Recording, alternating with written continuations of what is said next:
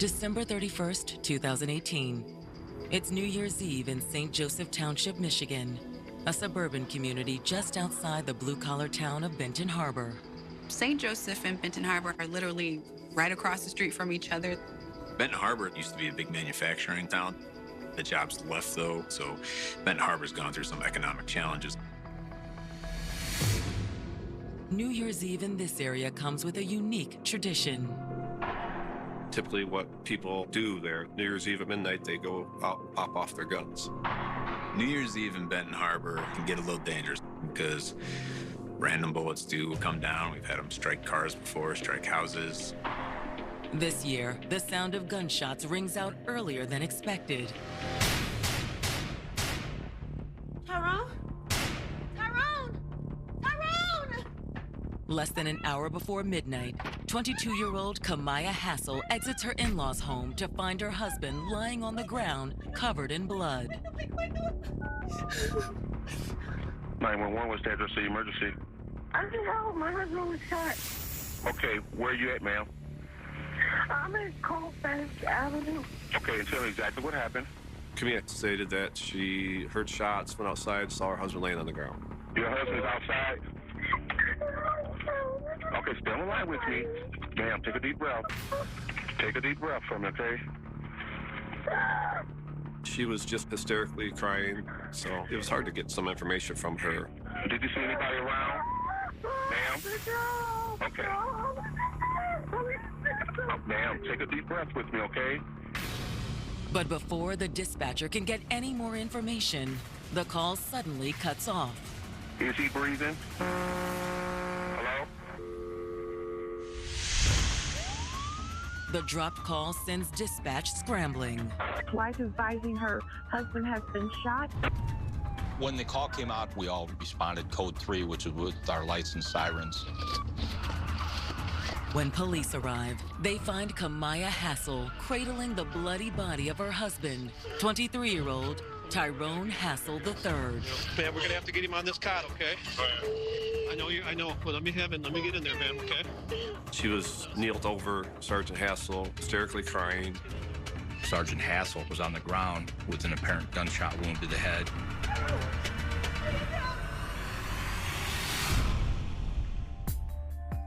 For Tyrone Hassel III, joining the military was nowhere near a last resort. He had grew up in Benton Harbor area, went to Benton Harbor schools.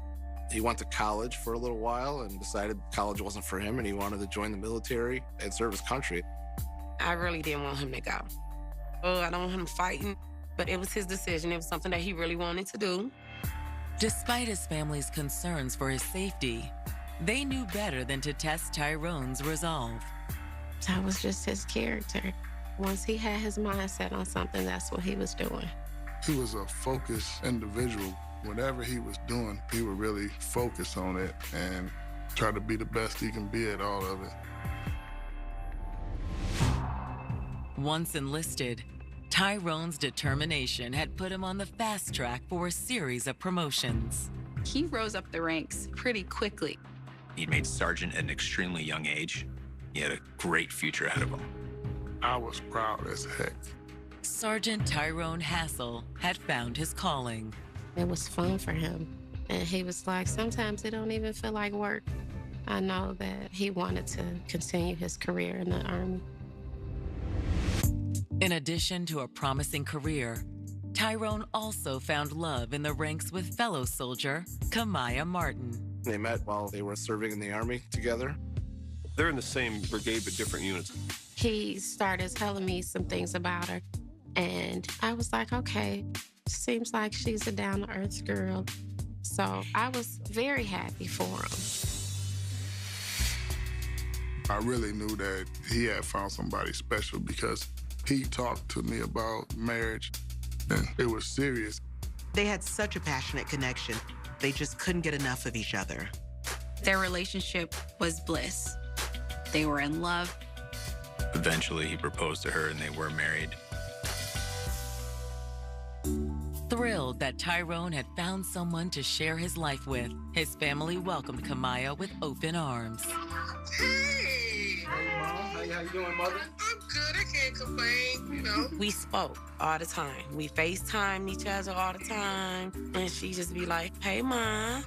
And she was just so happy. Tyrone shared Kamaya's happiness. He really did love her. He always talked about her. He was always happy, smiling, seeing what he was going to do for her. Sergeant Hassel was very much in love with Kamaya, called her his queen. I'm sorry, I love you.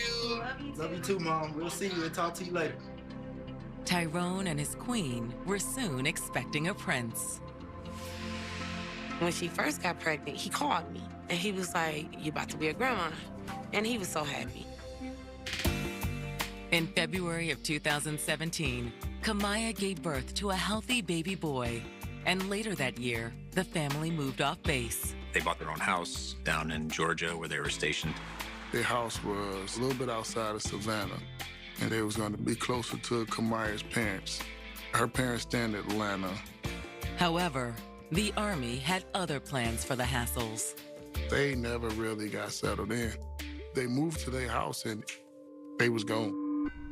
They got deployed to Korea, I think it was early February 2018. After spending most of the year in Korea, Tyrone and Kamaya were back in the States by Christmas. She came to Michigan with Tyrone to visit his family over the holidays. They were up here for vacation from Fort Stewart, Georgia, on leave from the military, staying with Tyrone Hassel's father. But now, less than an hour before the new year begins, their happy homecoming takes a tragic turn. Around 11 o'clock, December 31st, 911 call comes in. It's Kamaya Hassel.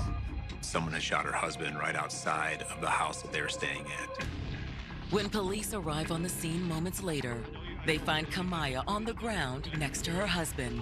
It's incredibly chaotic when they get out there. Don't let anybody come up here, guys. There were neighbors gathered on the street. They need to get officers down to the victim. Hey, bud, I know this is messed up. We got to get you guys out of here so we can secure this scene, okay? You show me on scene. The medics, they're trying to tend to Sergeant Hassel. I actually had to pull Kamaya Hassel away from him so that paramedics could get in there and work. There was blood.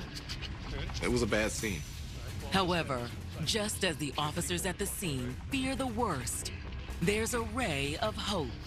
Hospital's a short distance away. I knew it wasn't good for him. When the paramedics announced that he had a sign of life. With that being said, they immediately load it and go.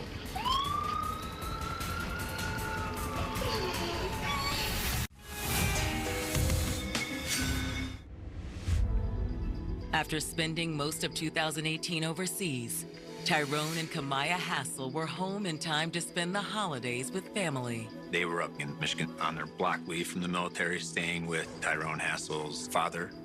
Whenever he's here, we always do something big because he likes to be around family. However, on New Year's Eve, just minutes before midnight, the couple's happy homecoming turned into a nightmare.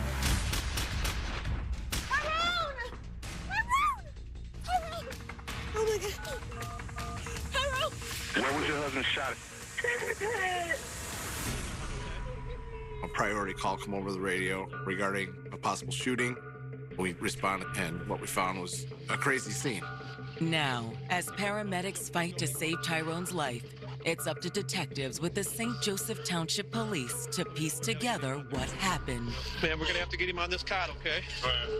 I know. Well, let me get in there, man, okay?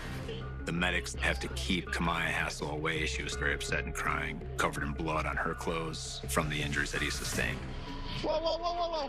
She climbed into the back of the ambulance. At one point, I actually grabbed onto her and pulled her out. We gotta collect some evidence. I know what the hell's going on. Ma'am, you gotta come out here with us, okay? Come on out. She was hysterical. She was crying. We gotta figure out what happened, but you're gonna be in the way in there, okay? As we walked down the driveway, she dry heaved.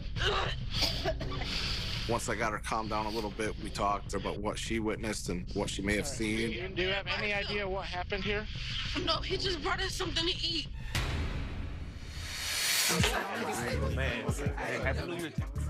They were staying at Tyrone's dad's house. But Kamaya decided to stay at the house with their son while Tyrone went to a family gathering for New Year's Eve. But Kamaya and their little boy were never far from Tyrone's mind. Hey, baby. A little after 10 o'clock, Tyrone called Kamaya and offered to bring her and their son food from the party. You want me to bring you a plate? Yeah, if it's not too much trouble. It's no problem, baby. I'll do anything for my queen. He's celebrating, but he wants to make sure that his wife and his son are okay. So he brings them the plate of food. You know what?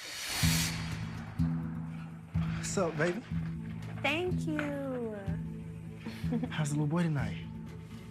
He's doing good. Do you want me to stay here and give you a kiss at midnight? You should go. I'm sure they'll miss you. All right, baby. Happy New Year. Happy New Year, baby. Sergeant Hassel walked out the door. And that's when Kamaya heard the gunshots. Tyrone? You heard gunshots? Yeah, And then gunshots. I looked out the door and I seen my husband laying on the side of the truck and I ran outside. Tyrone! Tyrone! how many shots would you say you heard when you heard them? We came across 5 shell casings, which were actually some of them laying right in the blood. Based on the crime scene, detectives are able to theorize how the shooting occurred. We believe that the suspect came around the back side of the truck and then shot him. We didn't think it was just a random shooting. And one of the things that myself and a couple other officers said from the word go is that this was personal. Do you know of any other situation that was going on where he might have gotten into something like this where he was getting shot at? They asked numerous times, you have any idea who could have done this? Every time she said, no, I have no idea who did this. There was not any indication from her that he had been involved in any disputes or issues that would have gotten him in the situation he was in. Your dad? Yeah. Tyrone's father backs up Kamaya's claims that his son had no enemies. Kamaya had called Tyrone's father after she called 911, which explains why the phone call was suddenly cut off. Came to find out she disconnected her call with them and called me. She called me crying. I can't understand what she said. She said somebody shot Tyrone. And he don't have a record. He told me a long time ago, Daddy, if I go to jail, somebody frame me. Tyrone Jr. is quick to offer another possibility. I thought somebody was trying to rob him. He had a really nice truck, so I thought maybe that somebody was trying to steal his truck. And when Kamaya ran out, they took off running. However, detectives find evidence to the contrary. He had money in his pocket. He had his fancy watch on his wrist. His truck was locked. There were still items. You know, his phone was plugged in inside the truck. It just didn't appear to be a robbery. It definitely appeared to be something personal. I want y'all to find out who did this. The search for the shooter takes on a new urgency when word comes back on Tyrone's condition. Tyrone's stepmother, Ashanti, was a nurse and was actually working that evening at the hospital where paramedics brought Tyrone. I just heard it come over the radio. So immediately I started running to the front part of the hospital and I seen one of our ambulance drivers on top of him doing compressions. Within minutes, one of the doctors emerges from the trauma wing with grim news. Dr. Campbell came back out and he said there's nothing that we can do. And that's when it like really set in that he's gone. And I just started shaking my head like, no. Couldn't believe it.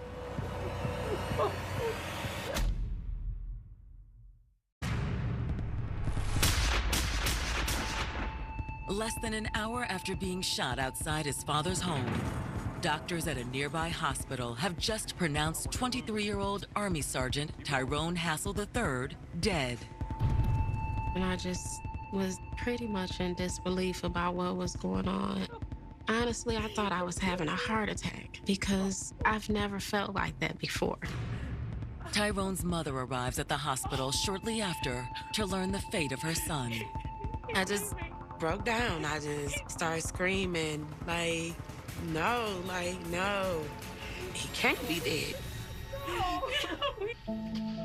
While Tyrone's family grieves, St. Joseph police are now investigating their first homicide of 2019. They continue interviewing neighbors who have gathered at the scene. We'd had multiple officers interviewing people and trying to determine if anybody saw any suspicious people or vehicles or anything in the neighborhood. If you get the plate off that car back there, got or not? It's basically a residential community. We usually do not have a lot of serious crime in that area. As we're actually working their scene, there's still gunshots popping off all over the place. Ben Harbor, St. Joseph area, it's well known that people fire off guns at midnight to celebrate the new year. Jesus, it's a freaking war zone out here. Everybody heard shots that night, but it was very hard to distinguish if, in fact, they actually heard the shots from the scene or due to the fact that it was New Year's Eve.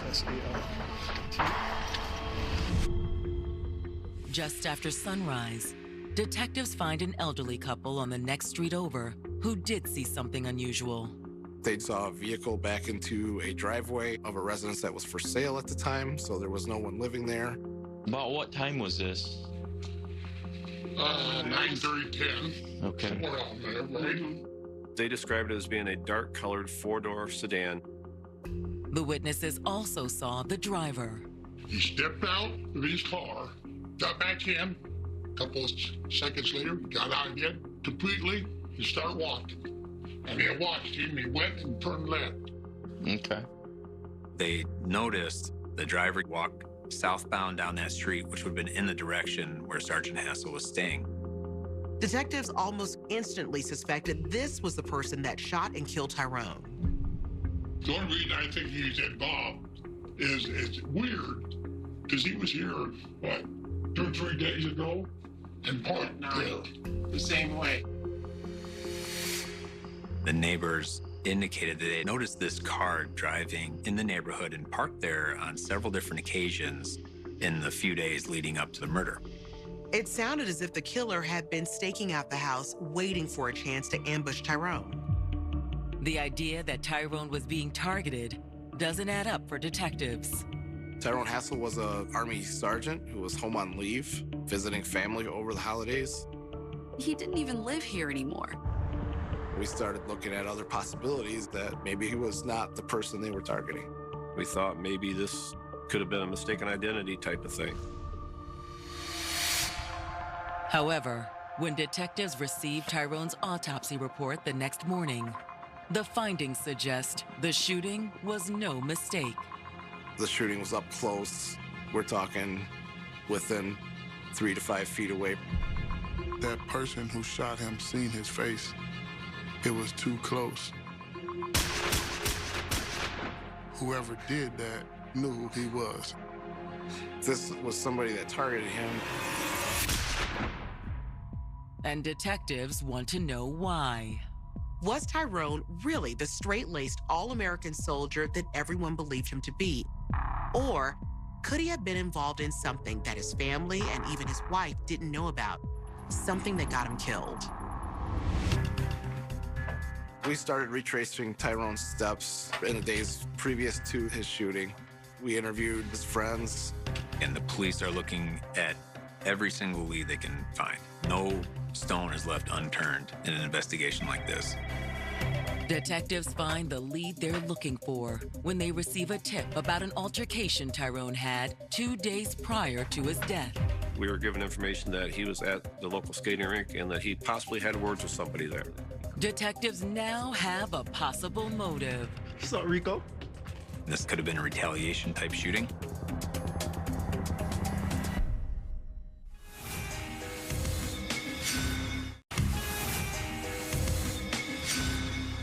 The Gun Violence Archive Organization reported 14,623 deaths by gunshot in 2018, a 7% decline in fatal shootings from 2017, and its only decline in the past 5 years. Firearm-related injuries also declined in 2018, dropping 10% from the previous year. Detectives investigating the murder of 23-year-old Army Sergeant Tyrone Hassel III have just learned that he may have been in an altercation 2 days before being gunned down. This occurred when Tyrone and a few of his friends had been at a local roller rink. What's up, Rico? There was some indication that there was another group of guys there kind of giving some looks to Sergeant Hassel and his group of friends. Detectives bring in one of the friends that was at the skating rink with Tyrone, who confirms what they've heard. His friend described this person giving him looks like he was upset with them or there was some kind of issue between those two. He was looking all crazy and stuff, and Tyrone spoke to him, and he didn't speak back. And then he walked away. He was like, hell with him then. It was basically just a look. And sometimes the look can lead to stuff. And he just like give off this vibe, like, they're like, you know how people talk, and it's just like his name always popping up into something. The man in question is known on the street as Rico. Did you guys know him from the neighborhood? Tyrone. Yeah. No, he seems like he's older than us. Tyrone's friend says rumors are swirling that Rico had something to do with the murder. I don't want to blame it on just a coincidence, and me knowing based off the type of person he is or how they make him to be. Right. You can see him. Yeah. After talking to Tyrone's friend, detectives bring Rico in for an interview. He had some prior record of him being in trouble with our department. He was cooperative, said, hey, it wasn't me. I didn't do this. I heard he got shot, but I don't know where people got the idea it was me. He was like, man, I've been walking around here for 3 days not even knowing that people saying that I did this. But you did see him at the skating rink. Yeah, but I didn't say nothing to him. Look, I had nothing to do with this, I swear. There was no previous incidents regarding him and Tyrone. It was basically this, you know, maybe it was a misunderstanding or maybe somebody misinterpreted his look at Tyrone.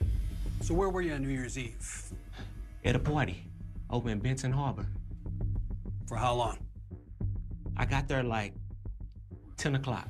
Didn't go home till 3:30 in the morning. Detectives release Rico and immediately check on his alibi.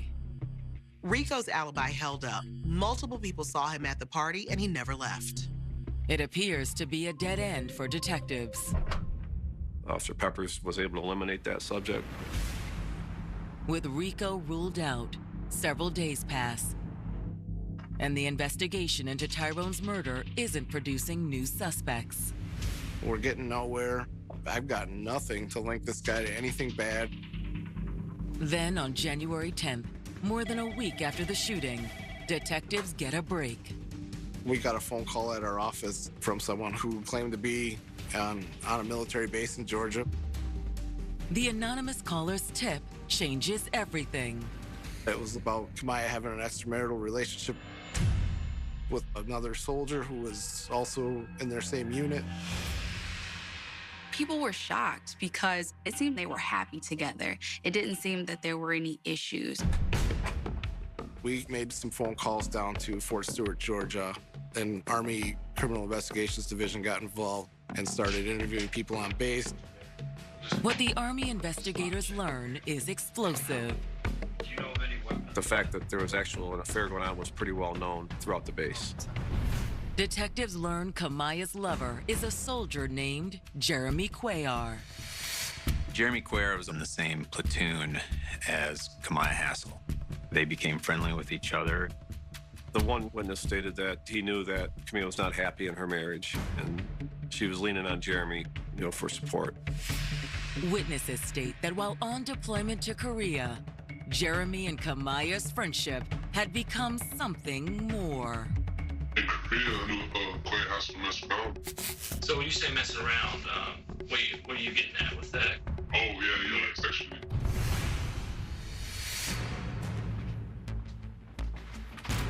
Witnesses actually saw them physically together in the barracks. It was my understanding, based on some of the witnesses, that he was full-on head over heels in love with this woman. Detectives now suspected that this affair was connected to Tyrone's murder. They just needed to figure out how.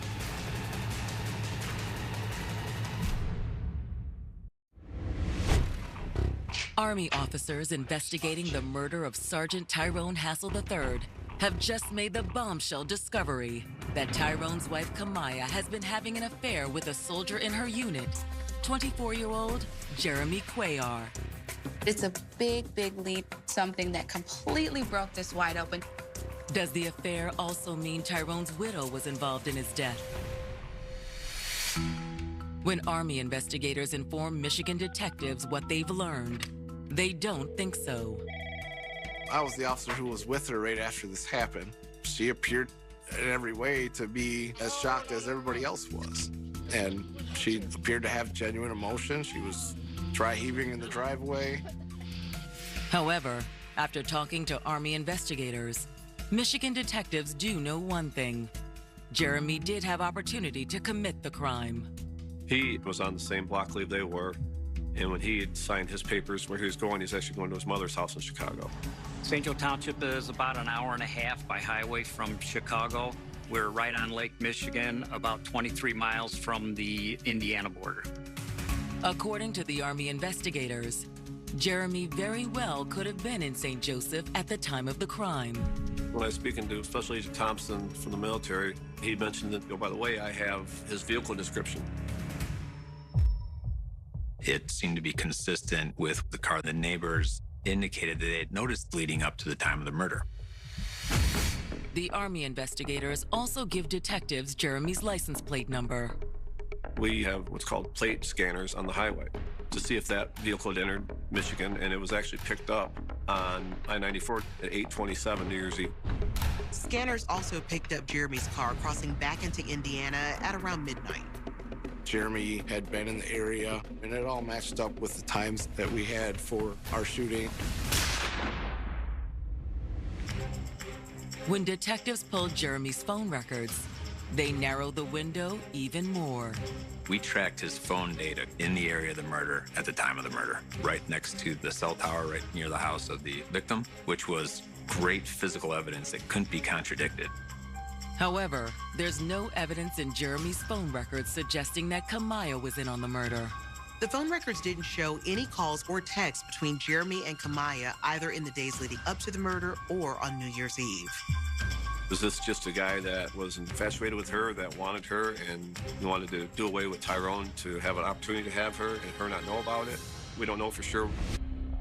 Convinced Jeremy Cuellar is their shooter, detectives draw up an arrest warrant, but Army investigators contact them with a new development. We were receiving information from another soldier who was also in their same unit. Jeremy is very close with this other soldier, and he believed he could trust this soldier. According to the investigators, Jeremy had confessed to this soldier shortly after returning from leave. He had returned back to the base to report for duty. I need to get this off my chest. What happened? According to his friend, Jeremy went into vivid detail about Tyrone's murder.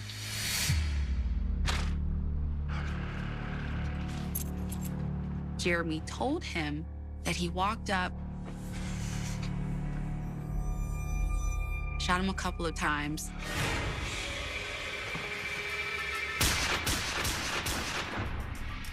Tyrone fell, and then he ended up shooting him again in the head to make sure that he was dead.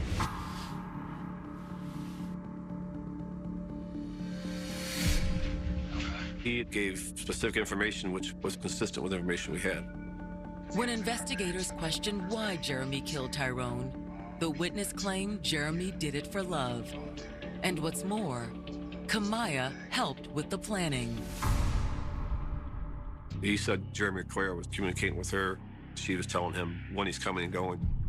The witness even knew how they managed to do all of that without a trace of it showing up on Jeremy's phone records. They were communicating back and forth with Snapchat. Any messages that you send to someone on Snapchat, they'll disappear within a certain amount of time.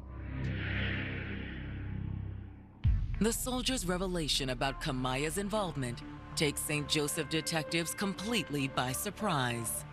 Based on what I saw at the scene, I would have never suspected Kamaya initially. If she did this, she's a great actor because she definitely made it seem like she was genuinely upset and crying. Seeing her originally at the scene, I didn't think she had anything to do with it. And detectives soon discover a possible motive for Kamaya to conspire in her husband's murder. He did have death benefits. With him being gone, then she'd be the beneficiary of $500,000. Was Kamaya's greed really what led to Tyrone's murder? Or was it her feelings for Jeremy Cuellar? At that point, we needed to get Kamaya Hassel in our presence for an interview. They called the victim's father, said, hey, we need you to come into the sheriff's department and bring Kamaya. And I'm thinking they calling both of us over there to give us some type of information. Once down at the station, Tyrone's father begins to realize that Kamaya is in serious trouble. All right, come on. They immediately separate us, and he said, Kamaya, you go in here. Should I wait? You should probably go home.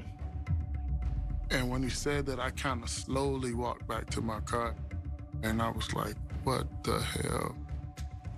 Detectives waste no time asking Kamaya about Jeremy. What was going on? Did he just start working you? Did it start in Korea? In Korea, that's where it started. Like, we weren't sexual or anything, but we were really close. Since several people on base knew about the affair, detectives knew immediately that Kamaya was covering up her affair and her involvement in the crime. At that point, we were starting to believe she was a suspect.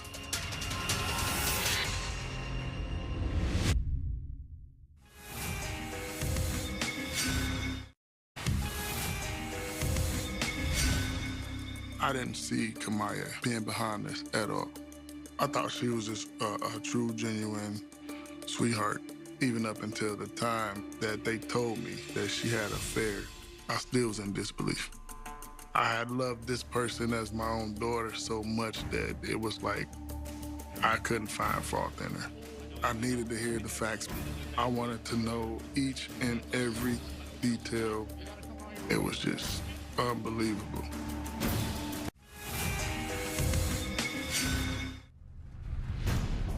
Michigan detectives investigating the murder of Army Sergeant Tyrone Hassel III suspect that Tyrone's widow, 22-year-old Kamaya Hassel, was in on the crime.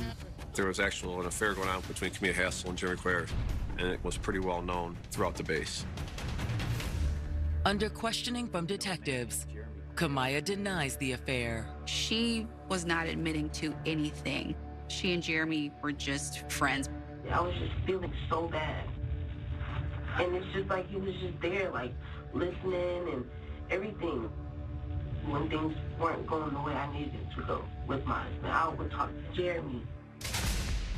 That same day, while the Michigan detectives question Kamaya, Army investigators arrest her lover, Jeremy Cuellar, at Fort Stewart.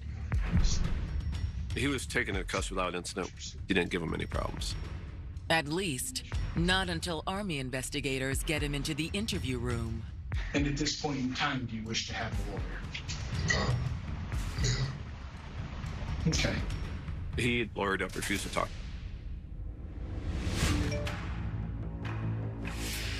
Army investigators inform St. Joseph detectives of Jeremy's request for counsel.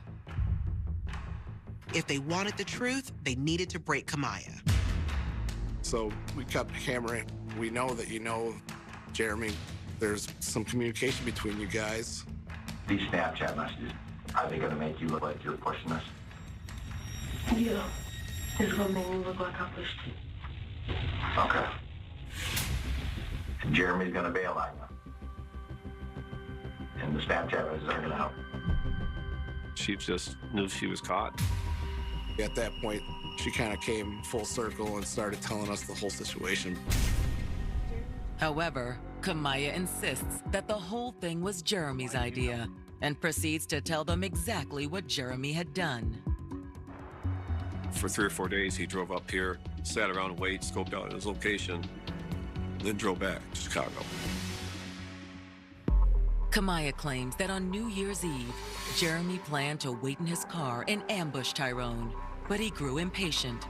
According to Kamaya, Jeremy was getting ready to abandon the plan and leave. Then, Tyrone's love for Kamaya and their child gave Jeremy the opportunity to make his move. Hey, baby. Man, they cooking up some good food. Want me to bring you a plate? Yeah, if it's not too much trouble. That's when she actually did a Snapchat to Jeremy. Don't go. He's bringing me food right now. She set him up. She knew he's coming home. He got there just before 11 o'clock, gave her the place of food, said, I'll see you in a little while. Happy New Year, little man. According to Kamaya, after saying his goodbyes, Tyrone walked right into the trap that she and Jeremy had set for him. Jeremy Cuellar was out in the driveway when Sergeant Hassel came outside.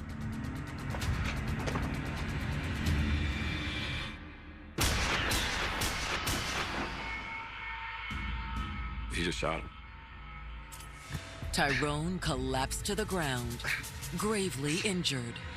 He was still breathing, and Jeremy Cuellar then shot him again.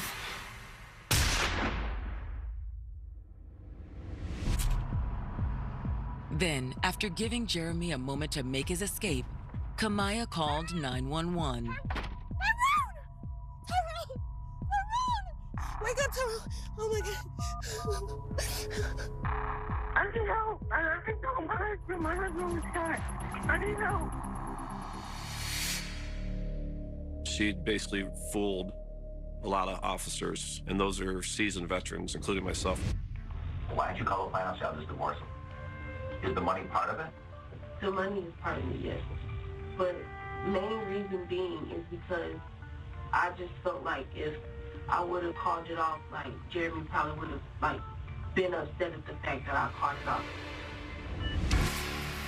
After her chilling admission, detectives charged Kamaya Hassel with murder.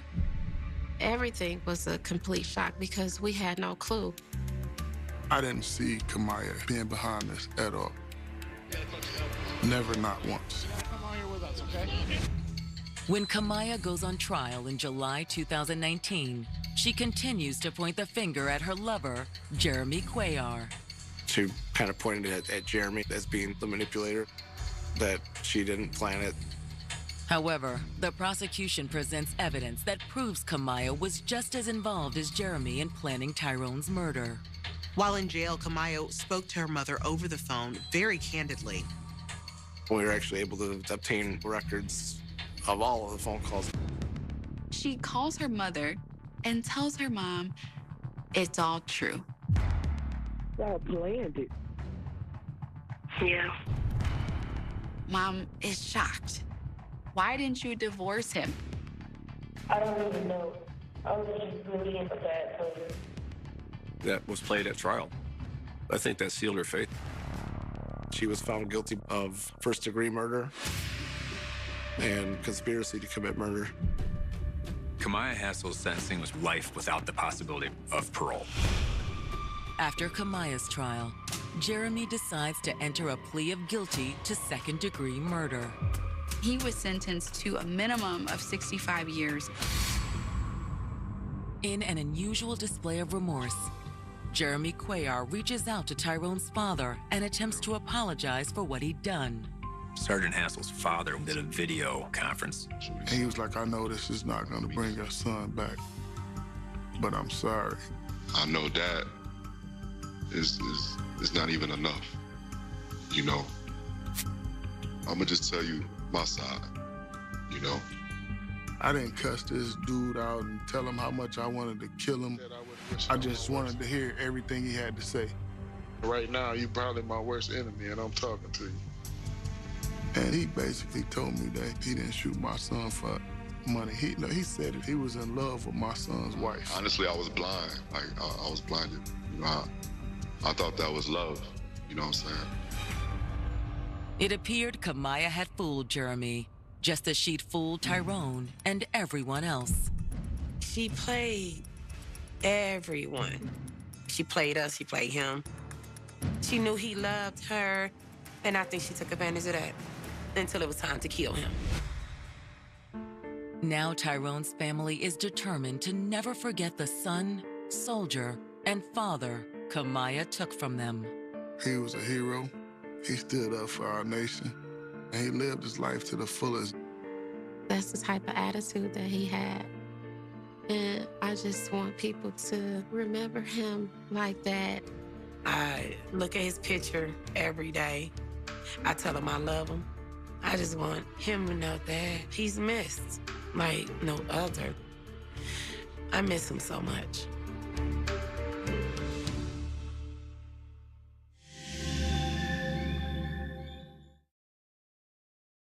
On a cold November dawn in Madrid, a single drop of blood dried unnoticed beneath a broken window, and for 25 years it waited, silent and patient, while a city moved on and a killer breathed free.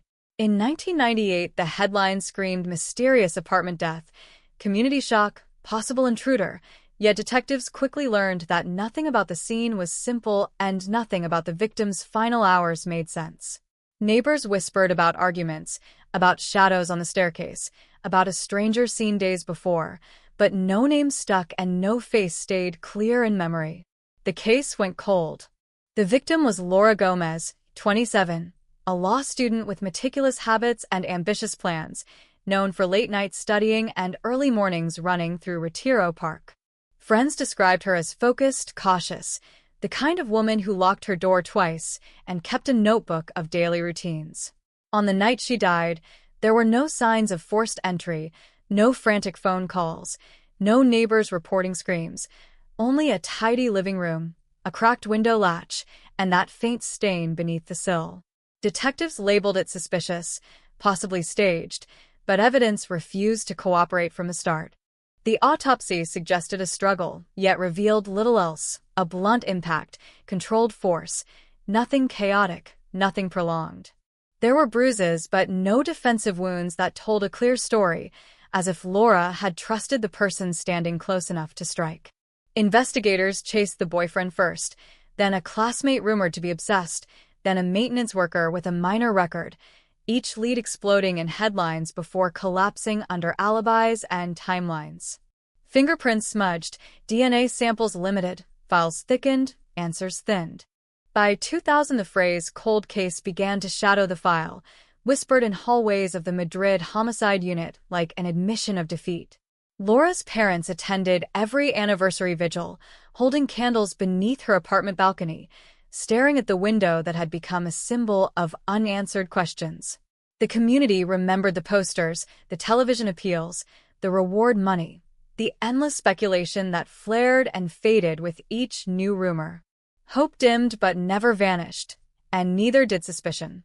Years passed, technology evolved, detectives retired, and the box containing Laura's case gathered dust in an evidence archive that smelled of paper and old regret.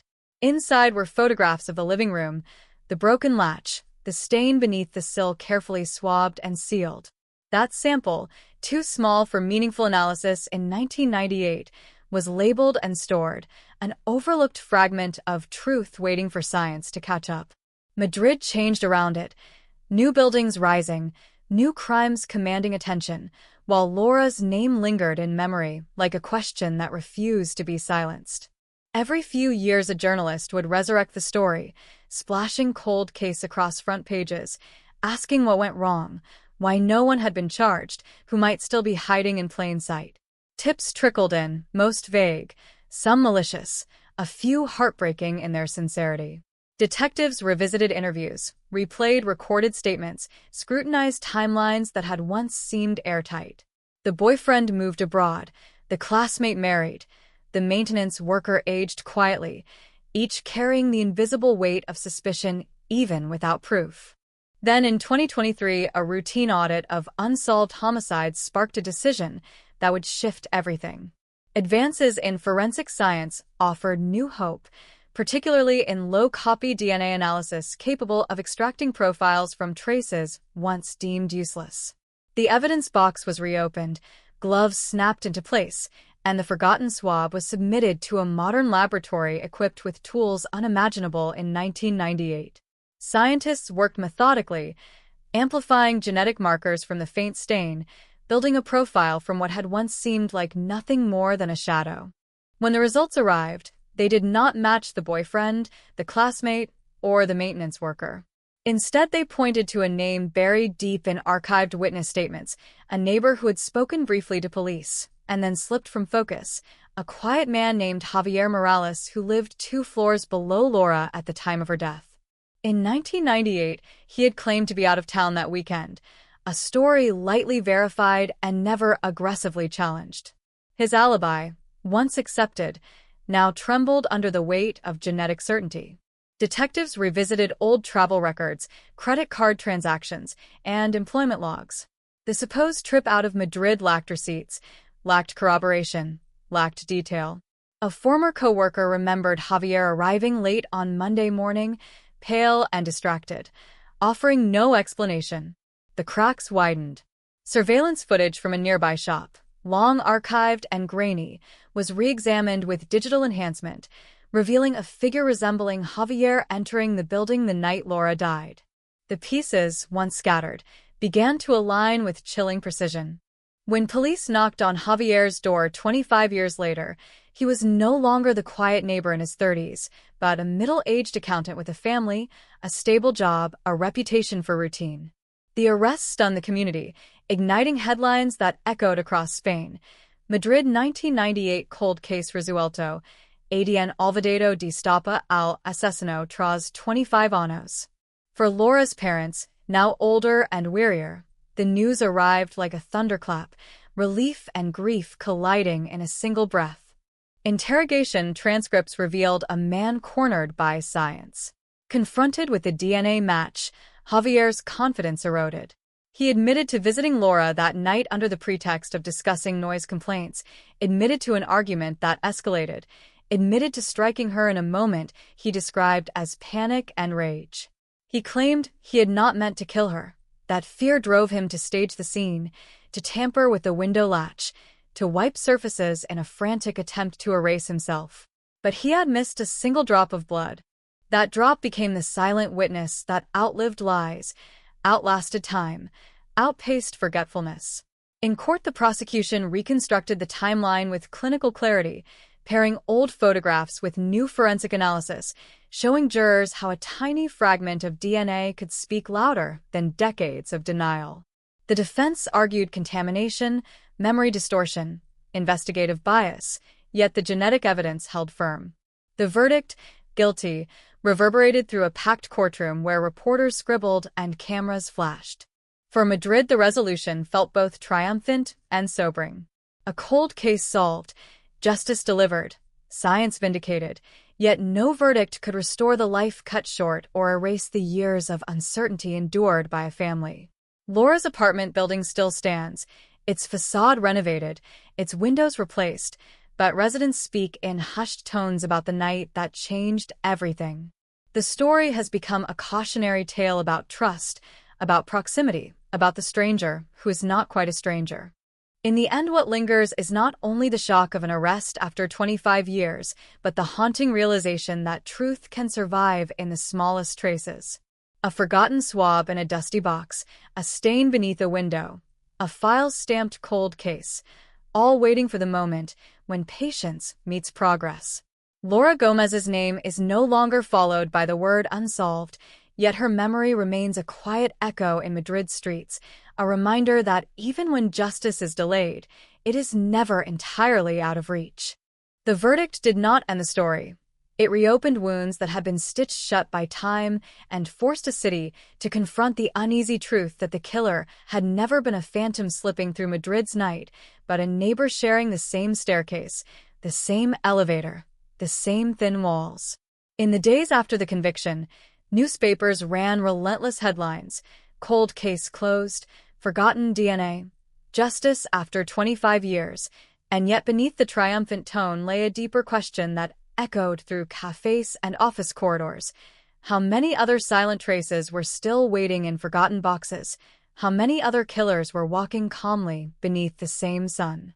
Laura Gomez's parents stood outside the courthouse surrounded by cameras, their faces lined not only by age, but by a quarter-century of suspended grief.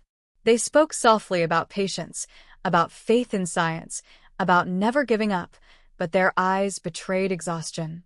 For them, the arrest of Javier Morales had not erased the memory of that November morning in 1998 when police knocked on their door and the world fractured without warning.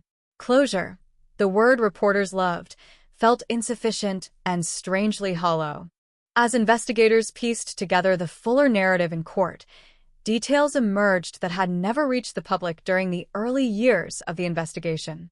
Javier had watched Laura for months, noting her routines with the same obsessive precision she applied to her studies. He knew when she ran in the park, when she returned from class, when she switched off her lights.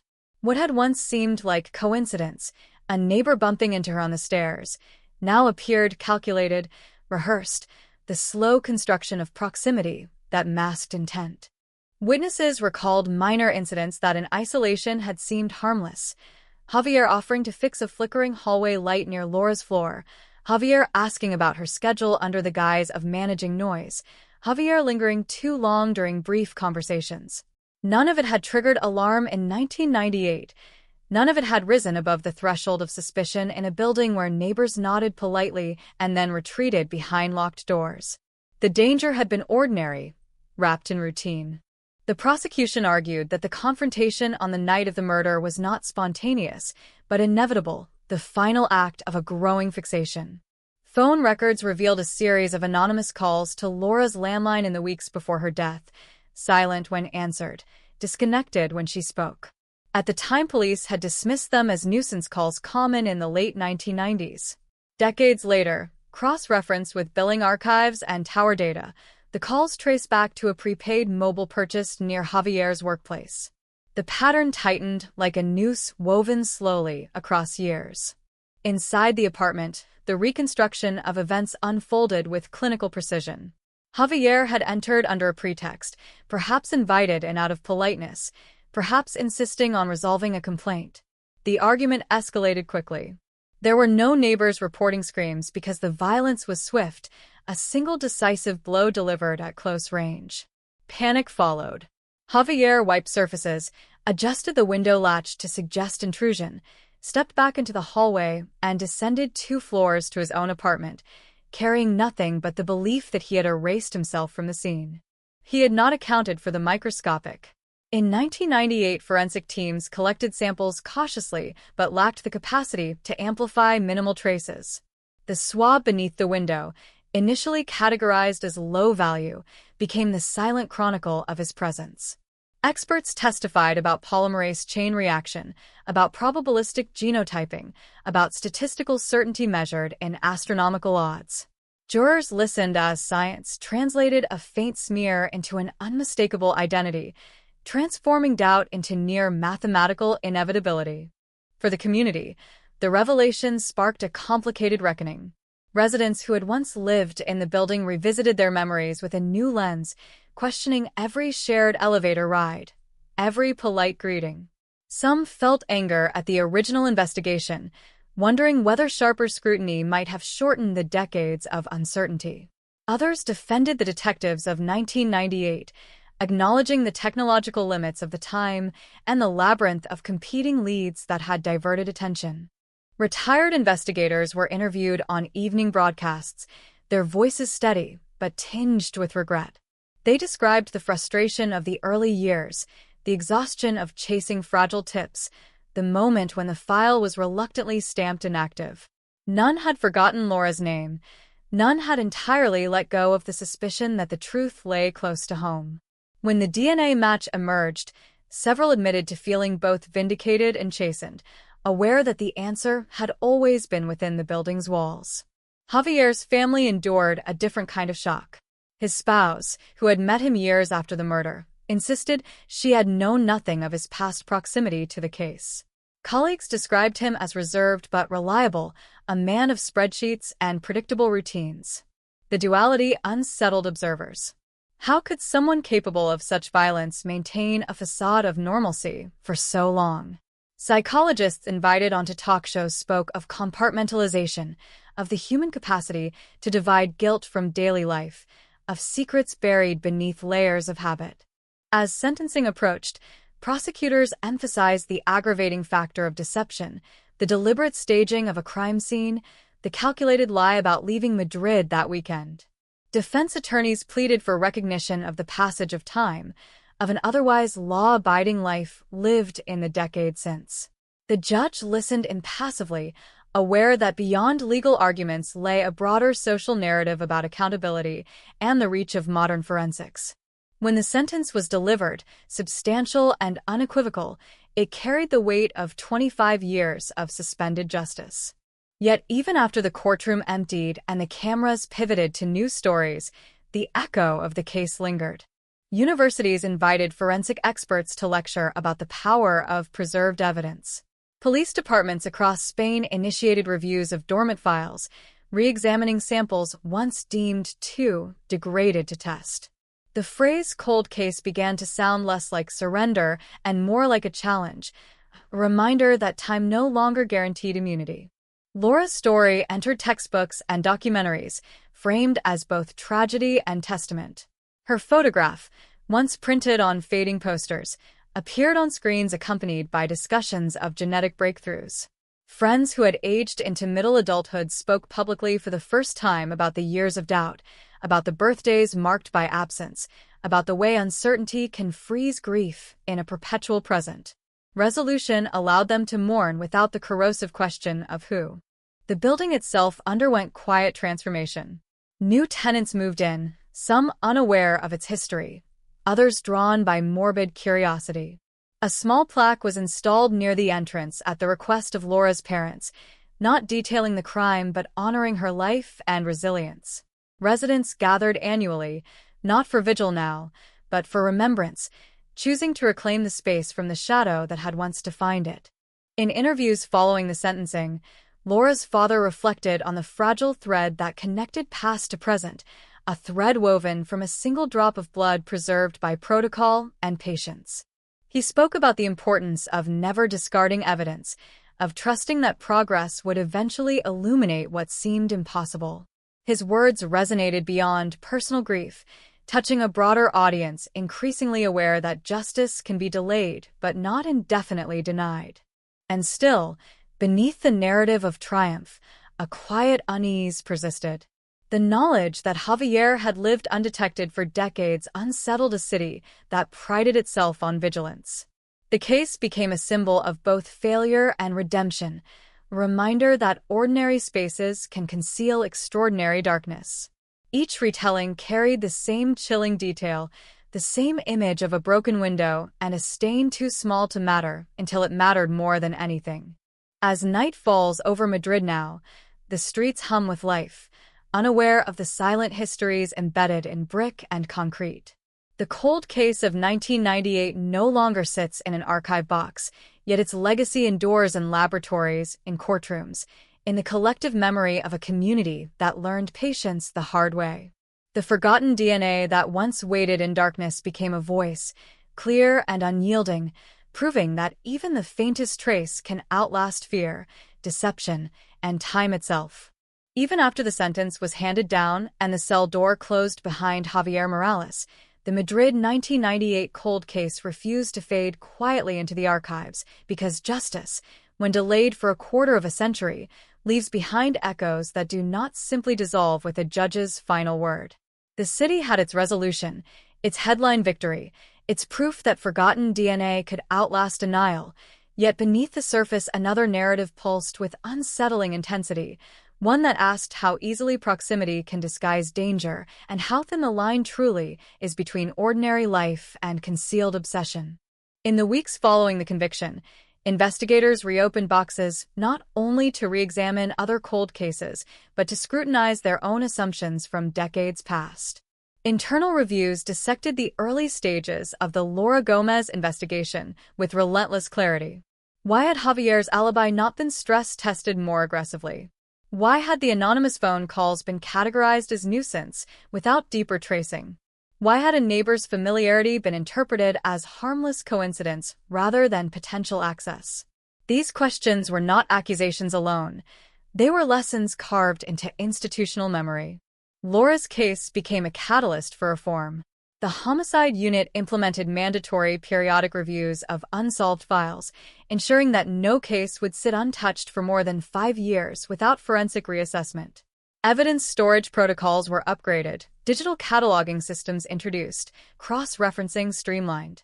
Detectives who once relied on paper folders and instinct now trained alongside forensic analysts fluent in algorithms and probabilistic modeling. The stain beneath the window had transformed into policy. But beyond procedure, there remained the human residue. Former neighbors began sharing stories that had once felt too trivial to mention. A woman who had lived across the hall recalled Javier offering unsolicited help carrying groceries, his gaze lingering in a way she could not quite define. A tenant from the floor above remembered late-night footsteps pacing the stairwell around the time Laura died. At the time, these details had been isolated impressions. Now they assembled into a pattern that felt disturbingly coherent. Psychologists analyzing the case described a gradual escalation common in fixation-driven crimes, a progression from observation to interaction to confrontation. Javier's notebooks, seized after his arrest, revealed meticulous entries that chilled even seasoned detectives. Dates, times, notes about Laura's routines, comments about imagined slights. The handwriting was neat, controlled, almost clinical, as if documenting a project rather than a person. The discovery reframed the narrative from spontaneous rage to simmering obsession, intensifying the emotional weight of the crime. Laura's friends grappled with a new layer of grief. For years they had constructed coping narratives that framed her death as random, an unpredictable intrusion by a faceless outsider.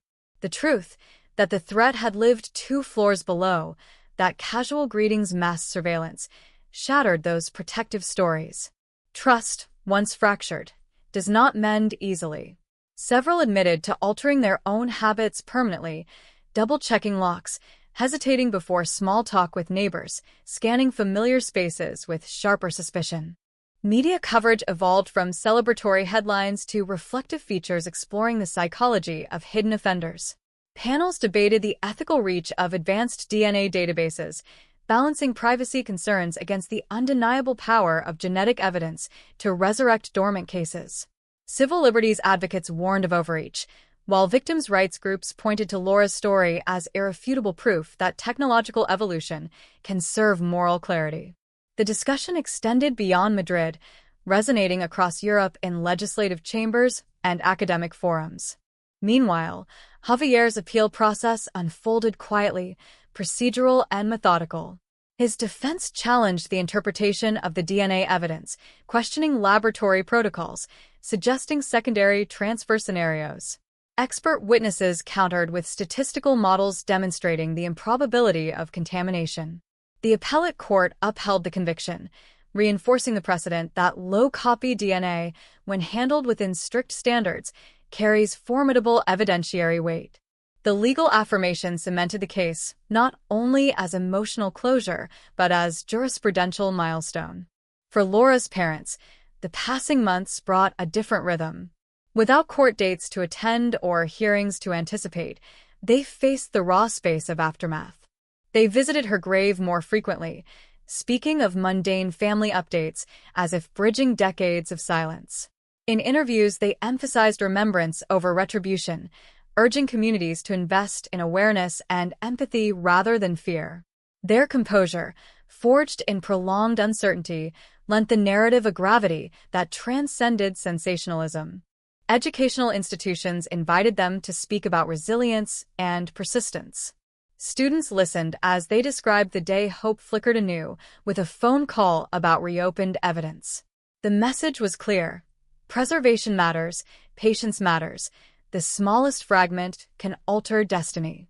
In laboratories across Spain, technicians handling minute samples cited the Madrid 1998 cold case as motivation during long hours of meticulous analysis, a reminder that behind every swab lies a story waiting to be heard. The apartment building, once defined by whispered speculation, gradually reclaimed normalcy. Children played in the courtyard unaware of its history, delivery drivers buzzed without hesitation, lights flickered on and off in a pattern of ordinary domestic life. Yet for those who remembered, the walls retained a quiet gravity. The broken window had long been replaced, the latch upgraded, but residents still reference the night of 1998 as a turning point, a dividing line between innocence and awareness. True crime documentaries reconstructed the timeline with cinematic intensity, juxtaposing archival footage with modern forensic demonstrations.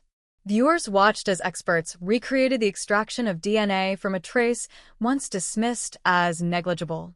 The visual contrast between 1998 technology and contemporary capability underscored the passage of time, transforming the case into a broader meditation on progress and accountability. Each retelling reinforced the same chilling detail, a single drop of blood that refused to be silenced. And yet, amid the narrative arcs and policy shifts, the core remained profoundly simple. A young woman with plans and discipline and quiet ambition had her life interrupted by proximity, disguised as normalcy. The city that mourned her learned that evil does not always arrive cloaked in obvious menace. Sometimes it rides the same elevator, nods in the same hallway, waits patiently behind an unremarkable door. That realization lingered longer than any headline. Years from now, when new cases dominate broadcasts and new technologies redefine investigation, the Madrid 1998 cold case will likely be cited as an origin point, a case study in delayed justice achieved through preservation and perseverance. But for those who lived through it, it will never be abstract. It will remain the memory of candlelight beneath a balcony, of unanswered questions stretching across decades, of a phone call announcing that the impossible had become real. As night settles over the city once more, the streets carry layers of history invisible to passing strangers. Somewhere in an evidence vault, other boxes wait, labeled and patient. The lesson of Laura Gomez endures in their quiet presence. Time can obscure, fear can mislead, routine can disguise, but truth, preserved in even the smallest trace, retains a stubborn pulse. The cold case that once symbolized defeat now stands as testament that silence is not permanence, that forgotten evidence can speak with thunderous clarity, and that even after 25 years, justice can step forward from the shadows and demand to be heard. Long after the cameras packed away and the courtroom lights dimmed, the Madrid 1998 cold case continued to reverberate through the city like a low, persistent hum. A reminder that justice achieved does not erase the years when it was absent. The narrative that had once been defined by mystery and frustration now carried a different intensity, a stark awareness of how easily truth can hide in plain sight and how relentlessly it can return when least expected. For Madrid, the case was no longer just a solved crime. It was a mirror held up to the past. Investigators who had cut their teeth on the Laura Gomez file found themselves invited to conferences across Europe, asked to recount not only the breakthrough but the missteps, the blind spots, the assumptions that delayed resolution. They spoke candidly about the culture of the late 1990s, when forensic optimism was tempered by technological limits, when DNA analysis was powerful but not yet precise enough to extract clarity from microscopic remnants. They described the moment the old evidence box was reopened in 2023 as both routine and revolutionary, a procedural review that quietly carried the weight of destiny. The laboratory technicians who handled the once-forgotten swab became unlikely figures in the public imagination. Their work, usually anonymous and meticulous, was suddenly recognized as transformative. Interviews highlighted the painstaking process of amplifying degraded genetic material, the safeguards against contamination, the statistical frameworks used to interpret results. What had once been an invisible discipline moved to the forefront of public discourse, reinforcing the idea that justice is often built not on dramatic confessions, but on disciplined science. For Laura's family, the passage of time after sentencing unfolded in measured, reflective steps. They visited the apartment building less frequently, choosing instead to commemorate her life in spaces that felt less burdened by memory. Scholarships were established in her name at the university where she had studied law, aimed at supporting students pursuing careers in criminal justice reform. The gesture transformed personal tragedy into collective aspiration, ensuring that her name would be associated not only with loss but with purpose. The broader community grappled with a subtler transformation. The revelation that the perpetrator had lived among them for years unsettled long-held assumptions about safety and familiarity. Neighborhood associations organized forums on awareness and communication, encouraging residents to report patterns that felt off, even if they seemed minor. The emphasis was not on paranoia but on attentiveness, a recalibration of trust informed by experience. The cold case had taught a quiet lesson. Vigilance does not require hysteria, but it does require listening to instinct. Meanwhile, scholars analyzed the psychological dimensions of the crime with renewed scrutiny. Articles in academic journals explored the phenomenon of concealed obsession, the gradual normalization of intrusive behavior, the way social politeness can obscure warning signs. Javier Morales was dissected not as a sensational villain but as a case study in compartmentalization, illustrating how individuals can maintain functional public identities while nurturing private fixations. The discussion was clinical, yet beneath it pulsed the undeniable human cost. Media retrospectives revisited the early coverage from 1998, juxtaposing grainy footage of candlelight vigils with modern high-definition interviews. The contrast underscored not only technological progress, but the endurance of grief. Laura's friends, now in their 50s, spoke about the years when every unexpected phone call revived hope and dread in equal measure. They described how the term cold case had once felt like a verdict of abandonment, a bureaucratic label that suggested finality. The eventual breakthrough reframed that phrase as temporary rather than terminal. Law enforcement agencies beyond Madrid initiated systematic audits of dormant files, inspired by the tangible success of re-examined evidence. National databases were updated, interagency cooperation strengthened, funding allocated specifically for cold case units. The ripple effect extended far beyond a single apartment in 1998. Each reopened box carried the possibility of revelation. Each preserved sample a silent witness, waiting for its moment. The city's experience became a template for persistence. Yet amid policy shifts and professional accolades, the emotional core of the story remained deeply personal. Laura's childhood bedroom, preserved by her parents for years, was finally transformed into a study filled with books and photographs. The act symbolized movement rather than forgetting, an acknowledgement that memory can evolve without diminishing. They spoke publicly about forgiveness, not as absolution but as release from the corrosive grip of unanswered questions. Justice, they said, had allowed them to breathe differently. The apartment building itself settled into a new equilibrium. Residents who had once fielded reporters at their doorstep now navigated daily routines without intrusion. A sense of reclaimed normalcy took hold, though the history could not be entirely erased. New tenants learned about the past gradually, often through casual conversations rather than sensational headlines. The narrative shifted from scandal to cautionary tale, from spectacle to sober reflection. In legal circles, the case influenced evidentiary standards and training modules.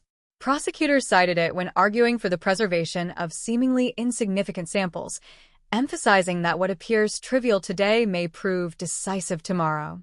Defense attorneys studied it as well, scrutinizing the safeguards that ensure genetic evidence remains reliable. The adversarial system, sharpened by the case, grew more attentive to the delicate balance between innovation and due process.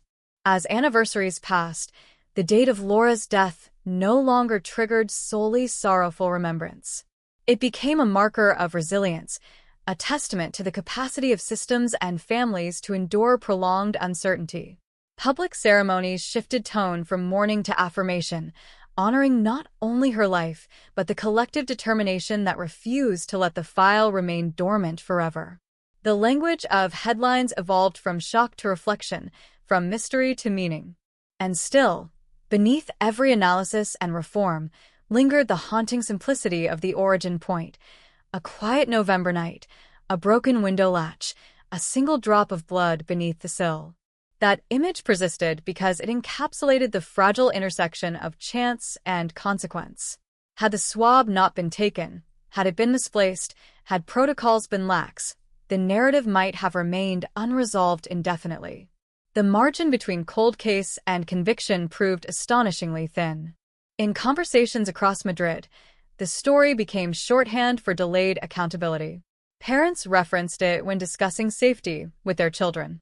Law students debated it in seminars about forensic ethics. Journalists invoked it when covering other long, unsolved crimes. The phrase ADN olvidado, forgotten DNA, entered common vocabulary as both warning and promise. It suggested that even when memory fades, material truth can endure. As night descends over the city once more, traffic flows past the building where Laura once lived, unaware of the layers of history embedded in its walls. Inside evidence vaults, other samples remain cataloged and patient, each carrying the potential to transform silence into certainty. The Madrid 1998 cold case stands as proof that time does not erase responsibility, that proximity does not guarantee innocence, and that justice, though delayed, can still arrive with undeniable force. What began as a headline about a mysterious apartment death evolved into a narrative about persistence, science, and the unyielding demand for answers. The community that once gathered in Camelot uncertainty now holds a different memory, one shaped by revelation rather than speculation. And in that transformation lies the enduring impact of the case, a city reminded that truth can sleep for decades yet wake with clarity, that the smallest trace can outlast deception, and that even after 25 years, the past can step forward and speak. Years have a way of softening headlines, of reducing once blazing front-page revelations to quiet footnotes in archived databases, yet the Madrid 1998 cold case resuelto refuses to settle into obscurity because it reshaped not only a family's fate, but the moral rhythm of an entire city. Even now, long after the sentence was finalized and the appeals exhausted, the story continues to unfold in subtle, almost imperceptible ways, embedded in conversations about trust, technology, memory, and the uneasy coexistence of ordinary life with concealed darkness. In the aftermath of the conviction, policymakers confronted an uncomfortable truth. If one microscopic trace could solve a quarter-century-old murder, then the responsibility to preserve and revisit evidence was no longer optional but imperative. Budgets were adjusted, cold case units expanded, forensic laboratories modernized with equipment capable of detecting what once seemed undetectable.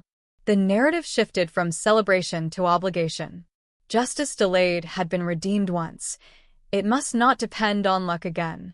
Young detectives entering the force learned about the Laura Gomez investigation as part of their foundational training. In classrooms lit by fluorescent certainty, instructors dissected the timeline, the overlooked neighbor, the accepted alibi, the anonymous phone calls dismissed too quickly. They emphasized that intuition must be supported by rigor, that familiarity can dull suspicion, that proximity is not proof of innocence. The lesson was clear and unambiguous. No detail is too small, no trace too insignificant. Beyond institutional reform, the case carved deeper into the psychological landscape of Madrid. Residents who had once assumed safety in shared walls and communal hallways recalibrated their understanding of risk. It was not a descent into paranoia, but an evolution toward awareness. Apartment meetings discussed lighting, access control, communication channels.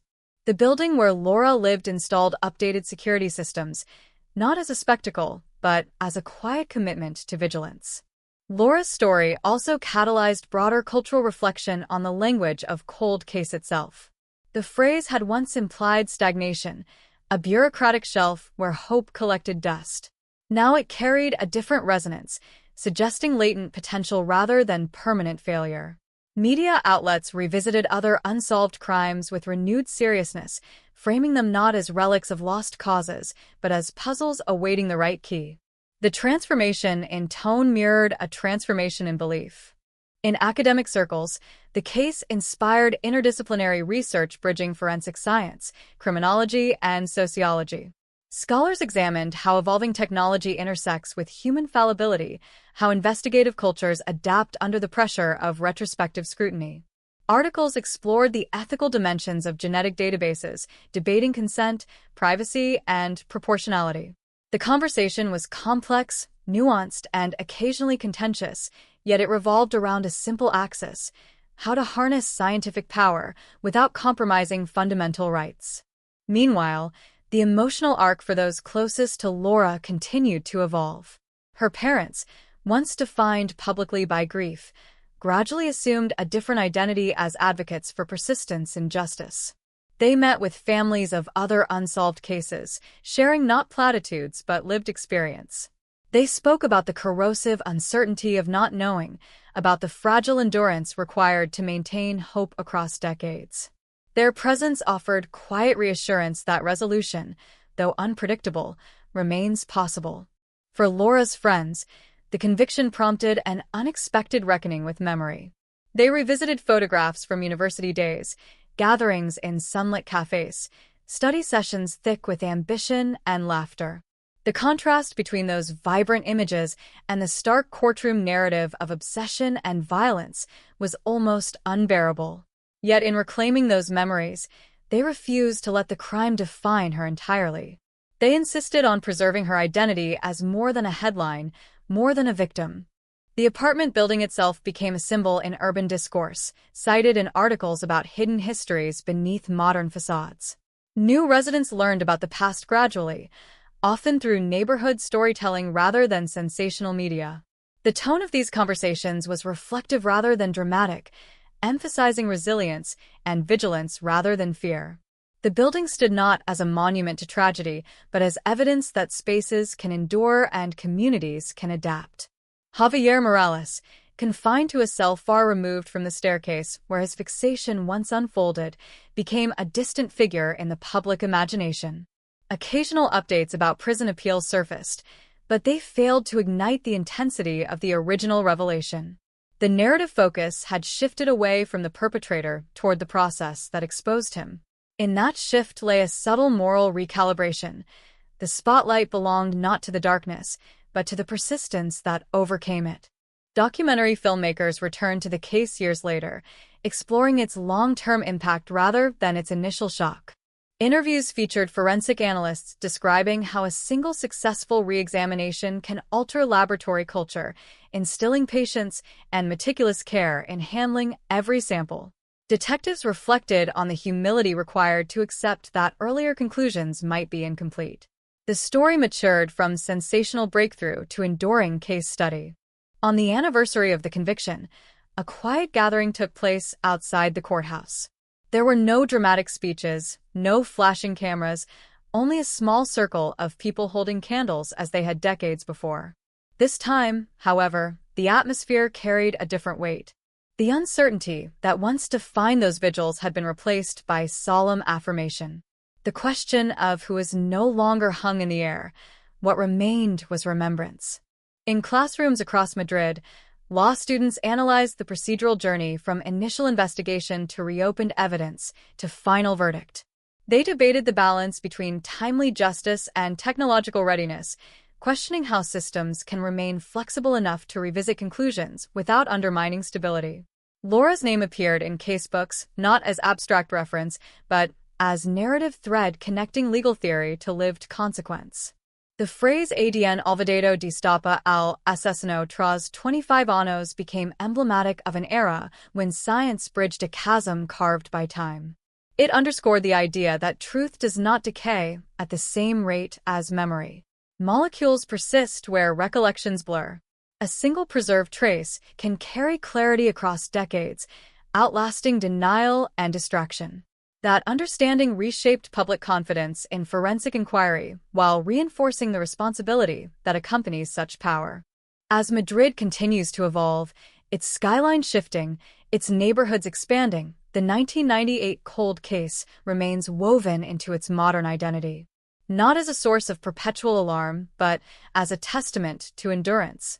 The city learned that justice can be patient without being passive, that evidence can be silent without being lost, that even when a case grows cold, it is not beyond reach. And so the story settles into its final cadence, not with triumphant fanfare, but with steady conviction. A young woman's life, once reduced to mystery, now anchors a narrative of persistence and progress. A neighbor's concealed obsession, once hidden behind polite greetings, was ultimately unmasked by the smallest of traces. A city that once whispered about an unsolved crime now speaks openly about reform and remembrance.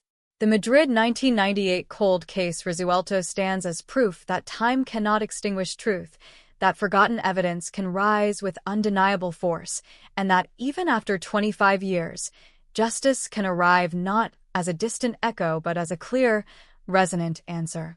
Time continued its steady march across Madrid, indifferent to headlines, yet the legacy of the 1998 cold case Resuelto lingered in ways both visible and unseen, threading itself into policy debates, dinner table conversations, and the quiet reflections of those who had once walked past Laura Gomez's door without ever suspecting the storm that would follow.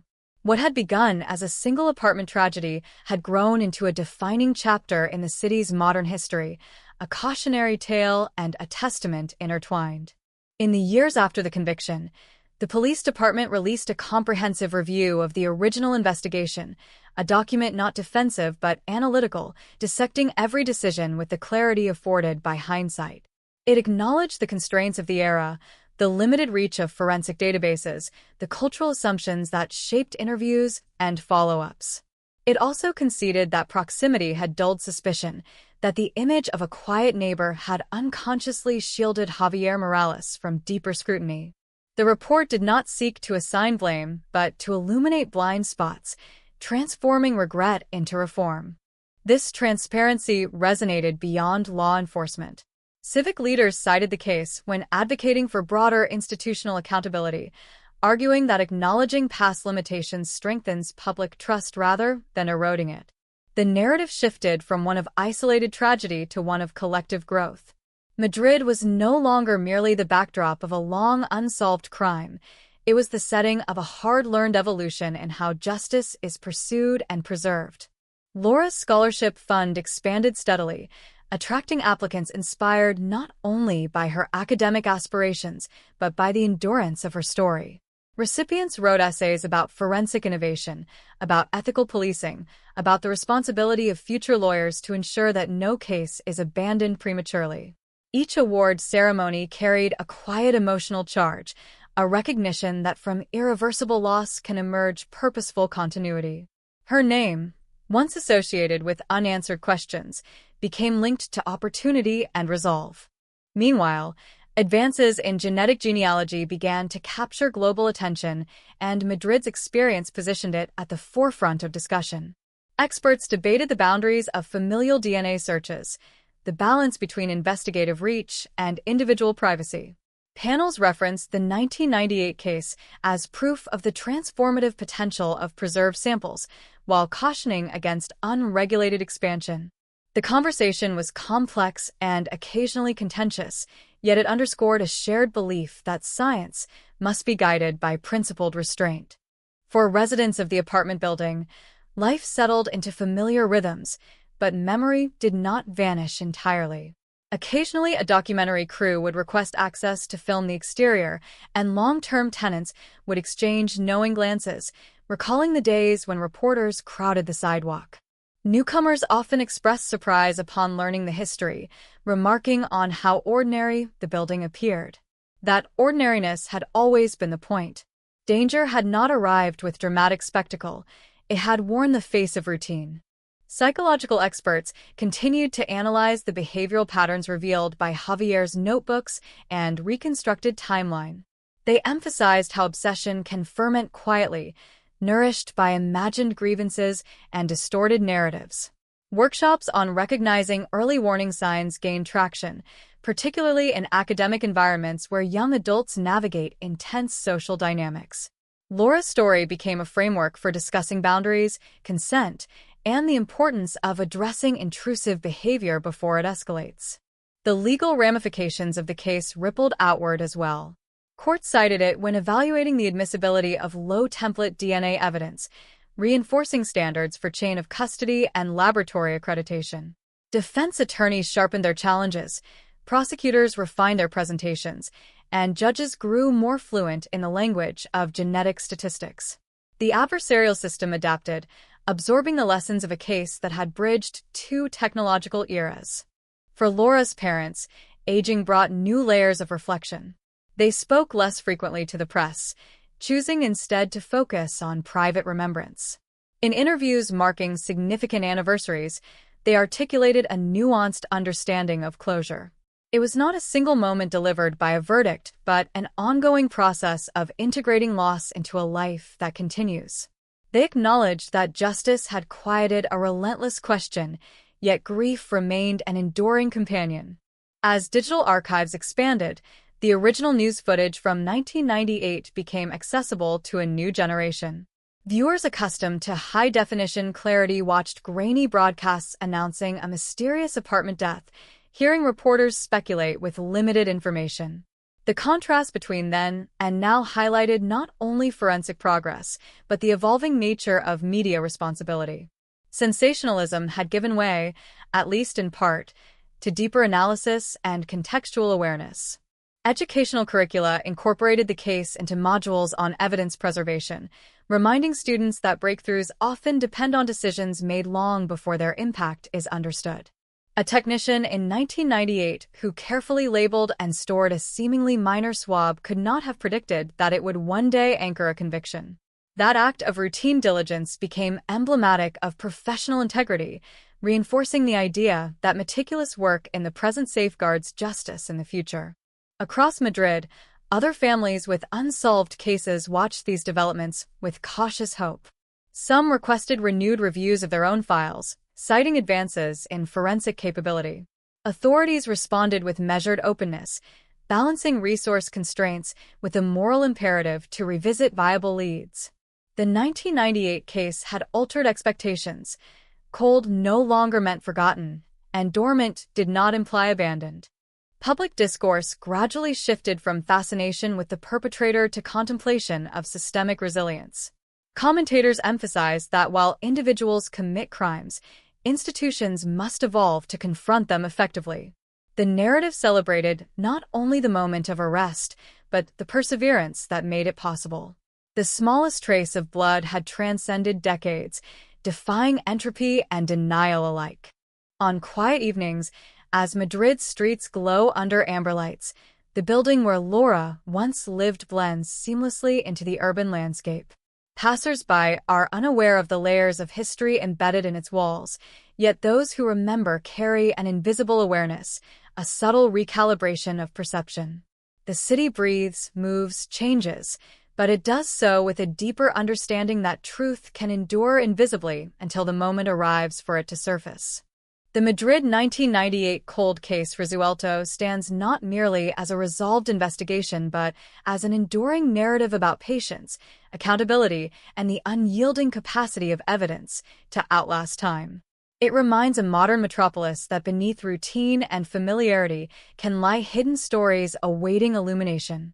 It affirms that even when years accumulate and memories fade, a single preserved fragment can bridge past and present with startling clarity.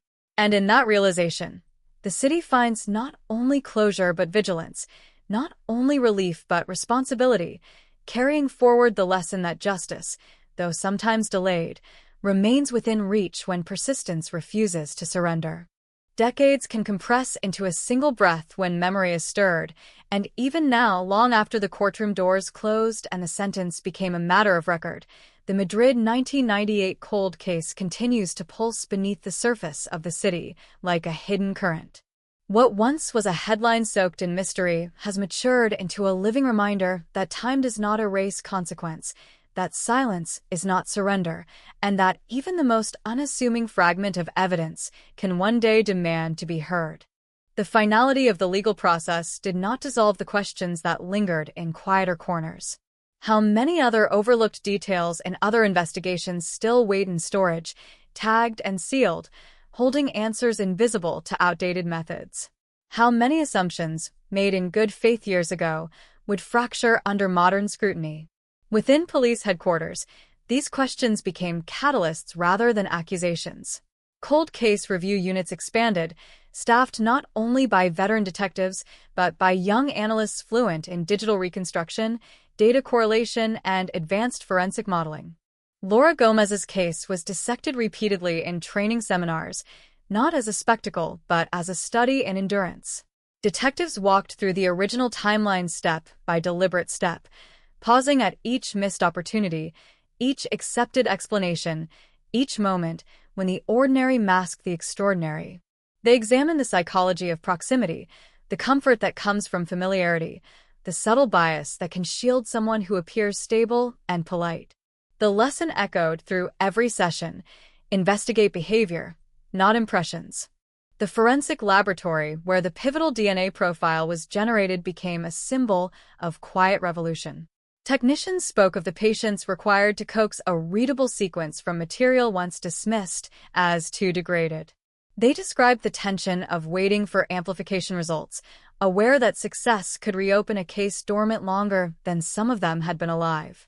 When the match to Javier Morales appeared on their screens, it was not triumph they felt first, but gravity, the realization that a single data set would ripple through families, institutions, and history. Outside institutional walls, the story wove itself into Madrid's cultural fabric. Podcast hosts revisited the case in long-form narratives, blending archival audio with reflective commentary about how society perceives danger. Listeners responded with messages about their own neighborhoods, their own overlooked instincts, their own encounters that once felt trivial. The dialogue shifted from morbid curiosity to collective introspection. The cold case had become a mirror. For Laura's friends, now firmly rooted in middle age, the passage of time reframed their grief in complex ways. They no longer felt suspended in uncertainty, yet resolution did not equate to forgetting. Gatherings sometimes drifted into quiet remembrance, recounting her determination to become a lawyer, her meticulous planning, her habit of annotating textbooks with precise, slanted handwriting. In reclaiming those details, they resisted the narrative that defined her solely by the violence that ended her life. The apartment building, renovated and repainted, carried no visible scar of its history, yet memory resided in the awareness of long-term residents. New tenants might comment on the building's charm, its convenient location, its sunlight filtered through balconies, unaware that beneath those ordinary attributes lies a chapter that reshaped investigative practice across the city. The transformation of the space into something once again mundane felt almost defiant, a refusal to allow darkness permanent dominion. Legal scholars continued to cite the case when debating the admissibility of evolving forensic techniques. Conferences featured panels dissecting statistical thresholds, error rates, and the ethical implications of expanding DNA databases. Laura's name surfaced not as a footnote, but as a central reference point in discussions about balancing innovation with civil liberties. The case underscored that progress must be accompanied by rigorous safeguards, that power without oversight risks eroding the very justice it seeks to serve. Javier Morales, confined within the rigid geometry of prison routine, faded from public fascination. His appeals exhausted, his statements archived, he became a figure defined more by consequence than by curiosity. The narrative center of gravity shifted decisively away from the perpetrator and toward the systems and people who refused to let the file remain cold forever. In that shift lay a subtle but significant reclamation of focus. Each anniversary of the original crime now passes with a different tone. There is remembrance, certainly, but also affirmation that persistence prevailed. Laura's parents, older and softer spoken, occasionally attend small gatherings organized by advocacy groups supporting families of unsolved victims. They speak about endurance, about the corrosive weight of unanswered questions, about the strange mixture of relief and sorrow that accompanies delayed justice. Their words carry authority born of lived experience rather than rhetoric. In classrooms where future forensic scientists practice extracting profiles from challenging samples, instructors reference the 1998 case as proof that meticulous preservation matters. Students learn that today's routine procedure may be tomorrow's breakthrough. They are reminded that behind every swab and vial lies a narrative, a family, a community waiting. The scientific process becomes not abstract methodology but moral commitment. Across Madrid, law enforcement agencies collaborate more fluidly than before, sharing databases and analytical tools designed to prevent evidence from languishing in isolation. The culture of investigation has shifted incrementally, but perceptibly. Cold cases are revisited systematically, not sporadically. The phrase "no further" leads carries less resignation and more determination to revisit with fresh eyes when tools evolve. And still, beneath the reforms and retrospectives, the essence of the story remains hauntingly simple. A young woman answered her door one evening in 1998, unaware that familiarity concealed threat. A neighbor nurtured obsession in silence, shielded by the ordinariness of shared space. A single drop of blood, invisible to casual glance, endured across decades to speak when technology finally learned how to listen. The arc from mystery to revelation stretches long, but it bends toward accountability. As the city hums with present-day concerns, traffic weaving through avenues and conversations drifting through cafes, the Madrid 1998 cold case Resuelto stands as quiet testimony that time does not nullify truth. It affirms that justice can outlast concealment, that evidence can persist beyond memory, and that communities, though shaken, can transform trauma into vigilance and reform. In that enduring resonance lies the final cadence of this chapter, not an ending but a reminder that even the coldest case retains a pulse, waiting for the moment when persistence and progress converge to let it be heard. There are cases that fade into statistics, and there are cases that carve themselves into the identity of a city, and the Madrid 1998 cold case belongs to the latter, a story that began with a broken window latch and a single unanswered question, and evolved into a reckoning that stretched across 25 relentless years. Even now, as traffic flows through newly modernized streets and another generation grows up unaware of the fear that once gripped a quiet neighborhood, the echo of that November night still hums beneath the surface, a reminder that truth can be delayed but never entirely buried. In the immediate years after the conviction, the narrative felt complete, almost cinematic in its arc from mystery to revelation. Forgotten DNA, a patient laboratory, a neighbor unmasked, a courtroom verdict delivered with finality. Yet as time continued forward, the deeper impact of the case became clearer. It was not simply a solved homicide, it was a fracture in collective innocence. The realization that the perpetrator had shared elevators and stairwells with his victim unsettled the comfortable belief that danger announces itself loudly. Investigators who once stood in that modest apartment in 1998 often describe the scene with a tone that blends memory and regret. They remember the neat arrangement of furniture, the absence of chaos, the subtle signs of staging that felt just beyond reach of certainty.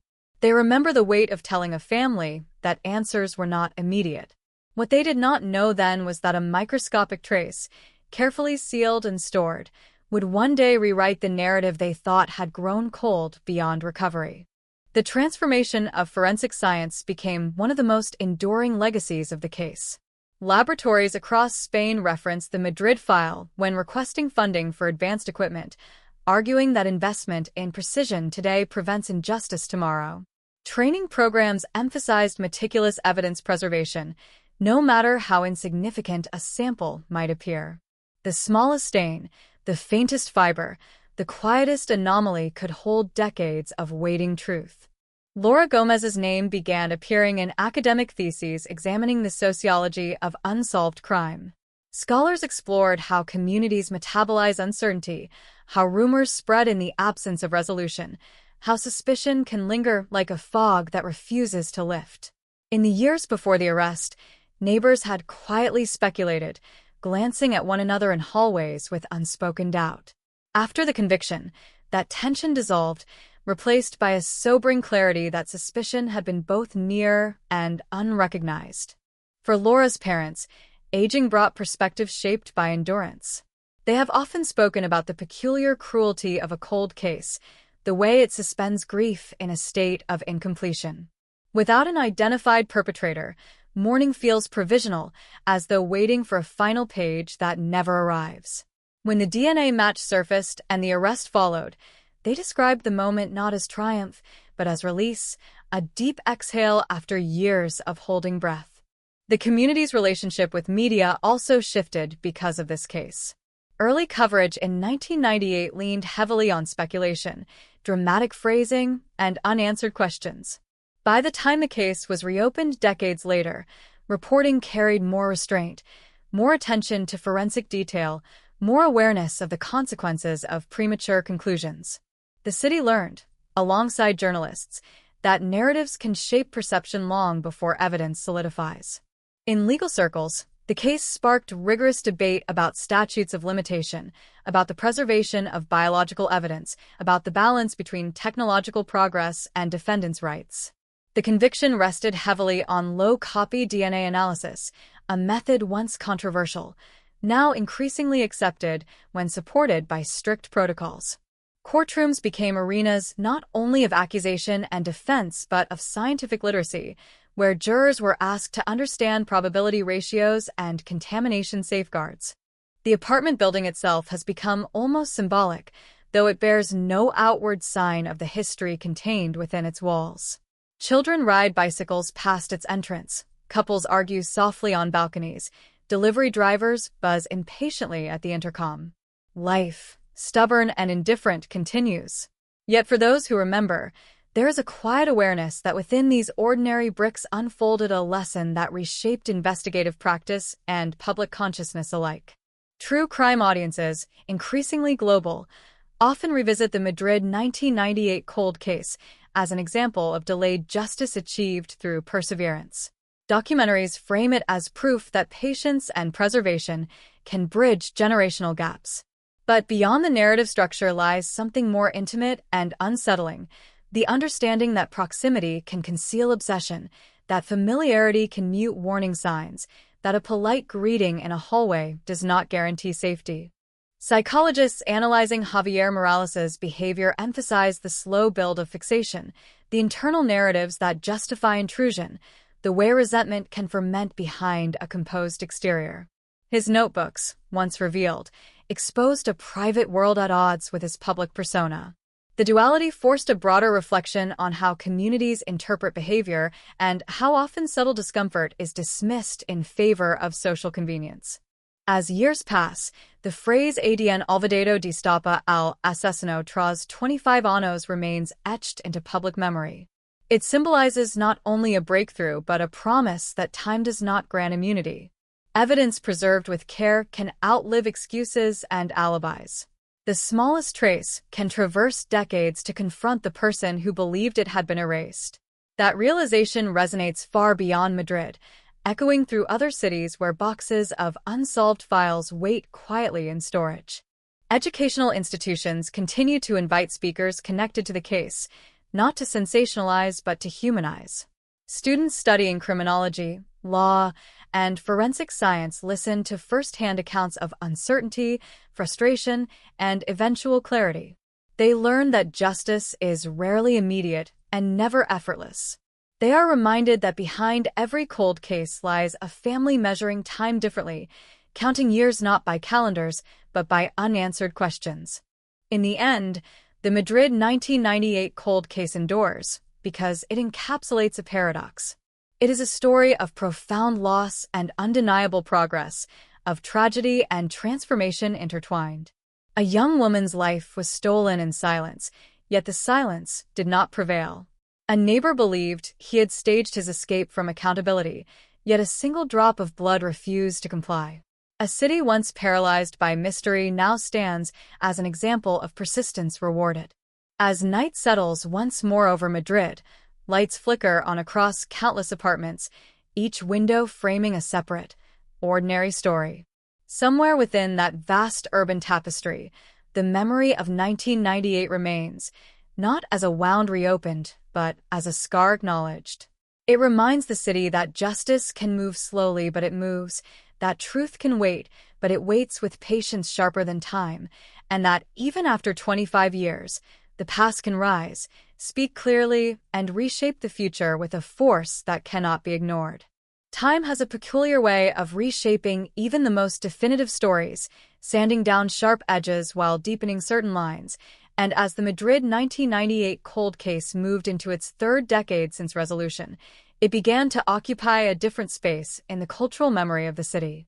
No longer merely a headline about forgotten DNA or a courtroom drama culminating in a long-delayed conviction, it evolved into a reference point invoked whenever conversations turned to trust, technology, or the fragile architecture of ordinary life.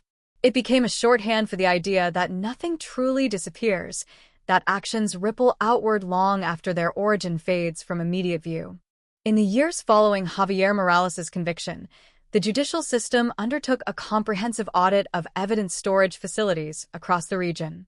Shelves once crowded with aging boxes were reorganized, digitized, cataloged with a precision that reflected lessons learned the hard way. Technicians trained a new generation in contamination prevention, chain of custody documentation, and advanced amplification techniques capable of extracting meaning from fragments once dismissed as unusable. The Madrid file was often cited in internal seminars as proof that patience combined with rigor can transform a dormant investigation into a landmark case. For Laura Gomez's extended family, anniversaries shifted in tone. The early years after her death were defined by vigils heavy with uncertainty, candles flickering against the weight of unanswered questions. After the conviction, those gatherings changed. They did not become celebratory, because no verdict can restore what was lost, but they carried a steadier rhythm. Stories about Laura's humor, her ambitions, her quiet resilience took precedence over speculation about her final moments. Memory reclaimed territory that fear had occupied for too long. Sociologists studying urban dynamics often reference the case when discussing the psychology of proximity. The unsettling truth that the perpetrator had lived within meters of his victim disrupted assumptions about threat and distance. Neighborhood meetings in the aftermath of the arrest were marked not by hysteria, but by introspection. Residents reflected on the ways they interpret politeness, routine, and silence. They questioned how often instinct is overridden by social norms that discourage confrontation or curiosity. The case became an uncomfortable mirror, reflecting both vulnerability and denial. Technological evolution continued to accelerate, and with it came debates about privacy and surveillance. Some argued that broader genetic databases could prevent future tragedies, while others cautioned against the erosion of civil liberties. The Madrid investigation was frequently invoked in parliamentary discussions as lawmakers weighed the promise of forensic breakthroughs against the ethical boundaries of data collection. The image of a sealed evidence envelope surviving decades in storage served as both inspiration and warning, a testament to scientific potential and a reminder of responsibility. Media portrayals matured as well. Early documentaries had leaned into suspense, recreating dimly lit hallways and dramatic narration. Later productions adopted a more measured tone, focusing on procedural detail and the human cost of delay. Interviews with retired detectives revealed the emotional toll of unsolved cases, the way unfinished work lingers in the mind long after official duties conclude. Younger viewers, accustomed to rapid resolution in fictional crime dramas, were confronted with the reality that justice often unfolds in increments measured by years rather than hours. Within academic institutions, law students dissected the appellate arguments that followed Morales's conviction. They examined challenges to the admissibility of low-copy DNA, scrutinized expert testimony, and debated the standards required to transform probability into proof beyond reasonable doubt. The case served as a practical framework through which abstract legal principles acquired tangible consequence. It demonstrated how jurisprudence must adapt to scientific innovation without surrendering its foundational safeguards. The building where Laura once lived gradually changed occupants, renovations softening its aging facade.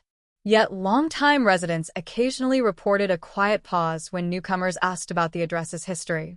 The story would surface gently, not as gossip but as context, a reminder that places accumulate narratives regardless of intention.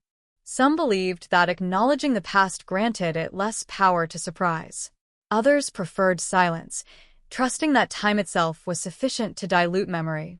Both approaches coexisted, reflecting the varied ways individuals process collective trauma. Psychological analyses of Morales continued to circulate in professional journals. Experts explored the anatomy of fixation, the progression from private fantasy to criminal action, and the mechanisms of self-justification that enable ordinary individuals to commit extraordinary harm. His case became material for lectures on behavioral red flags and intervention strategies.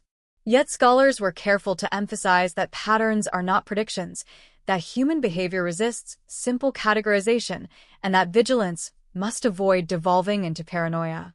For investigators who had worked the original scene in 1998, retirement did not erase the imprint of that night. Some described the conviction as a closing of a personal chapter, a reassurance that their early preservation efforts had mattered more than they could have known. Others reflected on the humility imposed by time, acknowledging the limits of technology available then and the temptation to equate stalled progress with failure. The ultimate resolution offered validation, but it also underscored how much had depended on factors beyond immediate control. The phrase "Adien olvidado destapa al asesino tras 25 años" entered common speech as a metaphor detached from its literal meaning.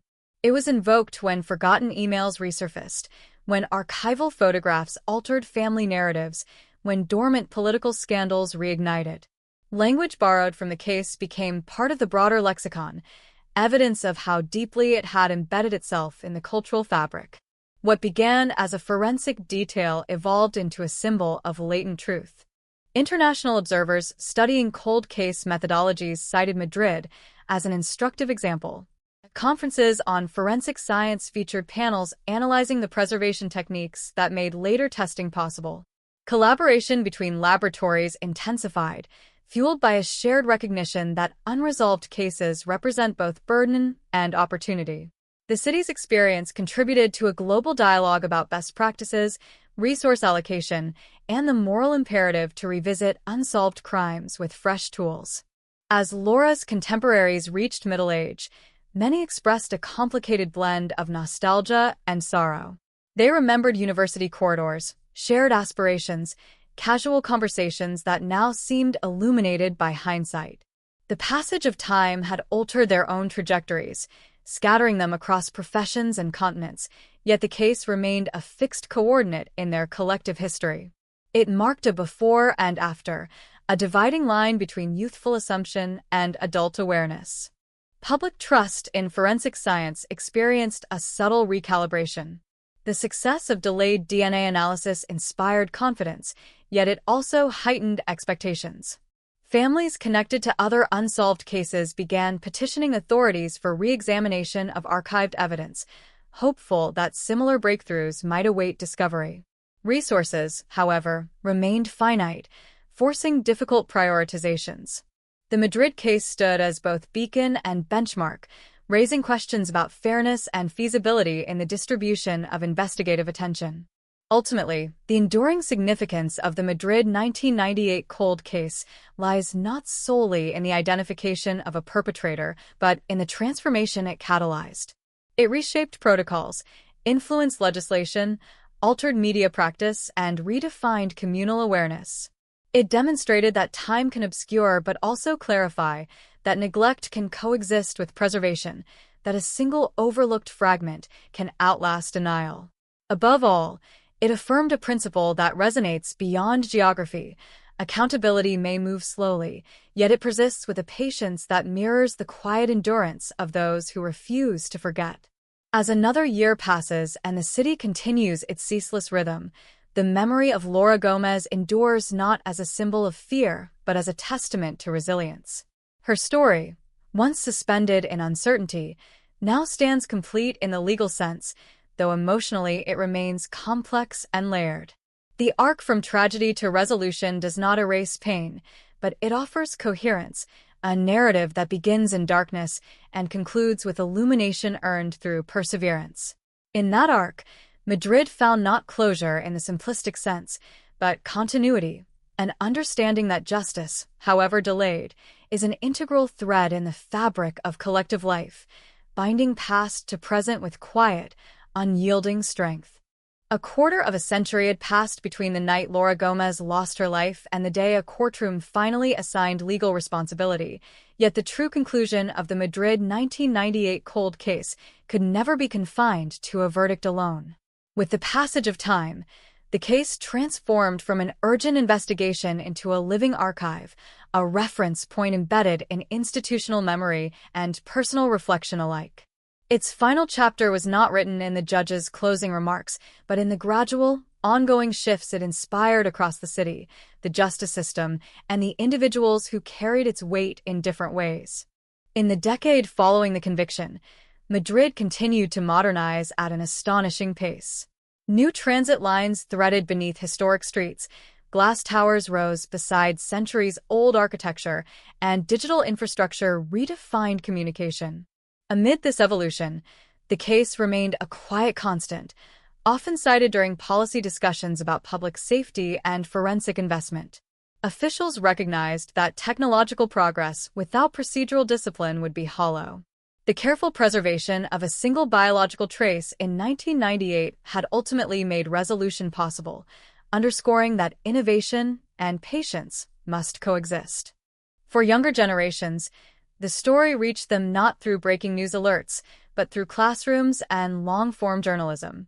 Teachers introduced the case during lessons on civic responsibility and the scientific method, emphasizing how meticulous documentation and ethical standards can alter the trajectory of justice. Students who had not been born when the crime occurred listened with a mixture of disbelief and curiosity, struggling to imagine a world where crucial evidence waited decades for the tools capable of interpreting it. The delay seemed almost mythic, yet it was firmly rooted in reality. Laura's friends, now well into adulthood, described an evolving relationship with memory. In the earliest years, recollections of her were inseparable from images of police tape and unanswered questions. After the conviction, those associations loosened. They spoke more freely about shared laughter, academic ambitions, and the ordinary details that define a person beyond tragedy. Some established scholarships in her name, small but enduring gestures that redirected grief into opportunity. In doing so, they reframed her legacy from victimhood to continuity. The investigative community treated the case as both cautionary tale and affirmation. Detectives who once felt the frustration of stalled leads now mentored recruits, recounting how perseverance sometimes means safeguarding fragments whose relevance is not yet apparent. They stressed that a case is not truly dormant as long as evidence exists and integrity is maintained. The Madrid file became shorthand for disciplined hope, the belief that unanswered questions can survive long enough to encounter better tools and clearer insight. Public discourse around forensic science grew more nuanced as well. Early enthusiasm for DNA technology occasionally bordered on infallibility, but legal scholars reminded citizens that methodology requires context and transparency. Debates emerged about laboratory accreditation, funding disparities, and the risk of over-reliance on a single form of proof. The conviction of Javier Morales rested heavily on genetic analysis, yet it was supported by corroborating details that anchored probability in narrative coherence. The balance between science and storytelling remained central to ensuring fairness. The neighborhood where the crime occurred gradually reclaimed its sense of normalcy, though traces of history lingered in subtle ways. Residents who had once avoided eye contact in hallways rediscovered casual conversation. Annual community gatherings included moments of quiet acknowledgement, not to reopen wounds, but to affirm solidarity. The realization that the perpetrator had lived among them without detection fostered a more attentive, though not fearful, approach to communal life. People learned to value instinct without surrendering to suspicion. Media retrospectives marking significant anniversaries adopted a tone of reflection rather than sensation. Journalists examined how initial coverage in 1998 had speculated beyond confirmed facts, sometimes amplifying rumor. In later analyses, they critiqued their own industry's evolution, recognizing the responsibility that accompanies narrative framing. The Madrid case became part of journalism curricula, illustrating the long-term impact of early reporting choices on public perception and collective memory. At the legislative level, incremental reforms addressed evidence retention policies nationwide.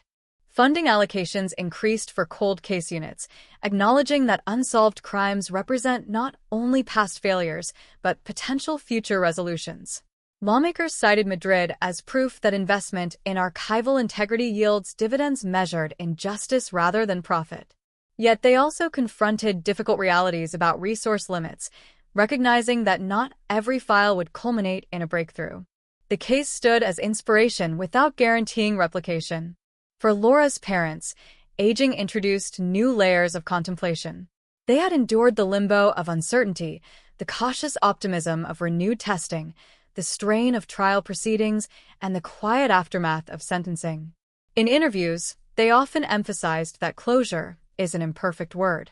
What they experienced was not an erasure of pain, but a stabilization of it, a shift from restless questioning to settled remembrance. The legal conclusion allowed them to grieve without the shadow of doubt distorting memory. Psychologists continued to analyze the social impact of crimes committed in close proximity. The discomfort generated by betrayal of neighborly trust revealed how much urban life depends on assumptions of basic decency. Community workshops on conflict awareness and communication gained traction, not as reactionary measures, but as proactive cultivation of empathy. The case highlighted that isolation and unaddressed fixation can flourish in environments where polite distance replaces genuine connection. International observers frequently reference Madrid during conferences on cold case management. The interplay between preservation, technological advancement, and institutional patience provided a model for other jurisdictions grappling with aging evidence. Collaborative networks formed, enabling laboratories to share techniques and standards.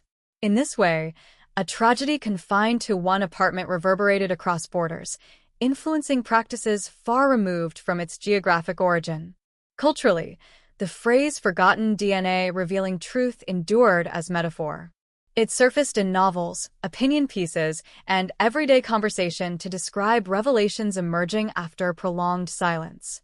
Language absorbed the lesson that absence of immediate clarity does not equate to permanent obscurity. The metaphor carried quiet reassurance for those confronting unresolved chapters in their own lives, suggesting that time can conceal but also preserve. As the 30th anniversary approached, discussions shifted from resolution to legacy. What had the city learned, and how would those lessons be sustained? Educational programs incorporated modules on ethical investigation, emphasizing that technological power must be guided by humility.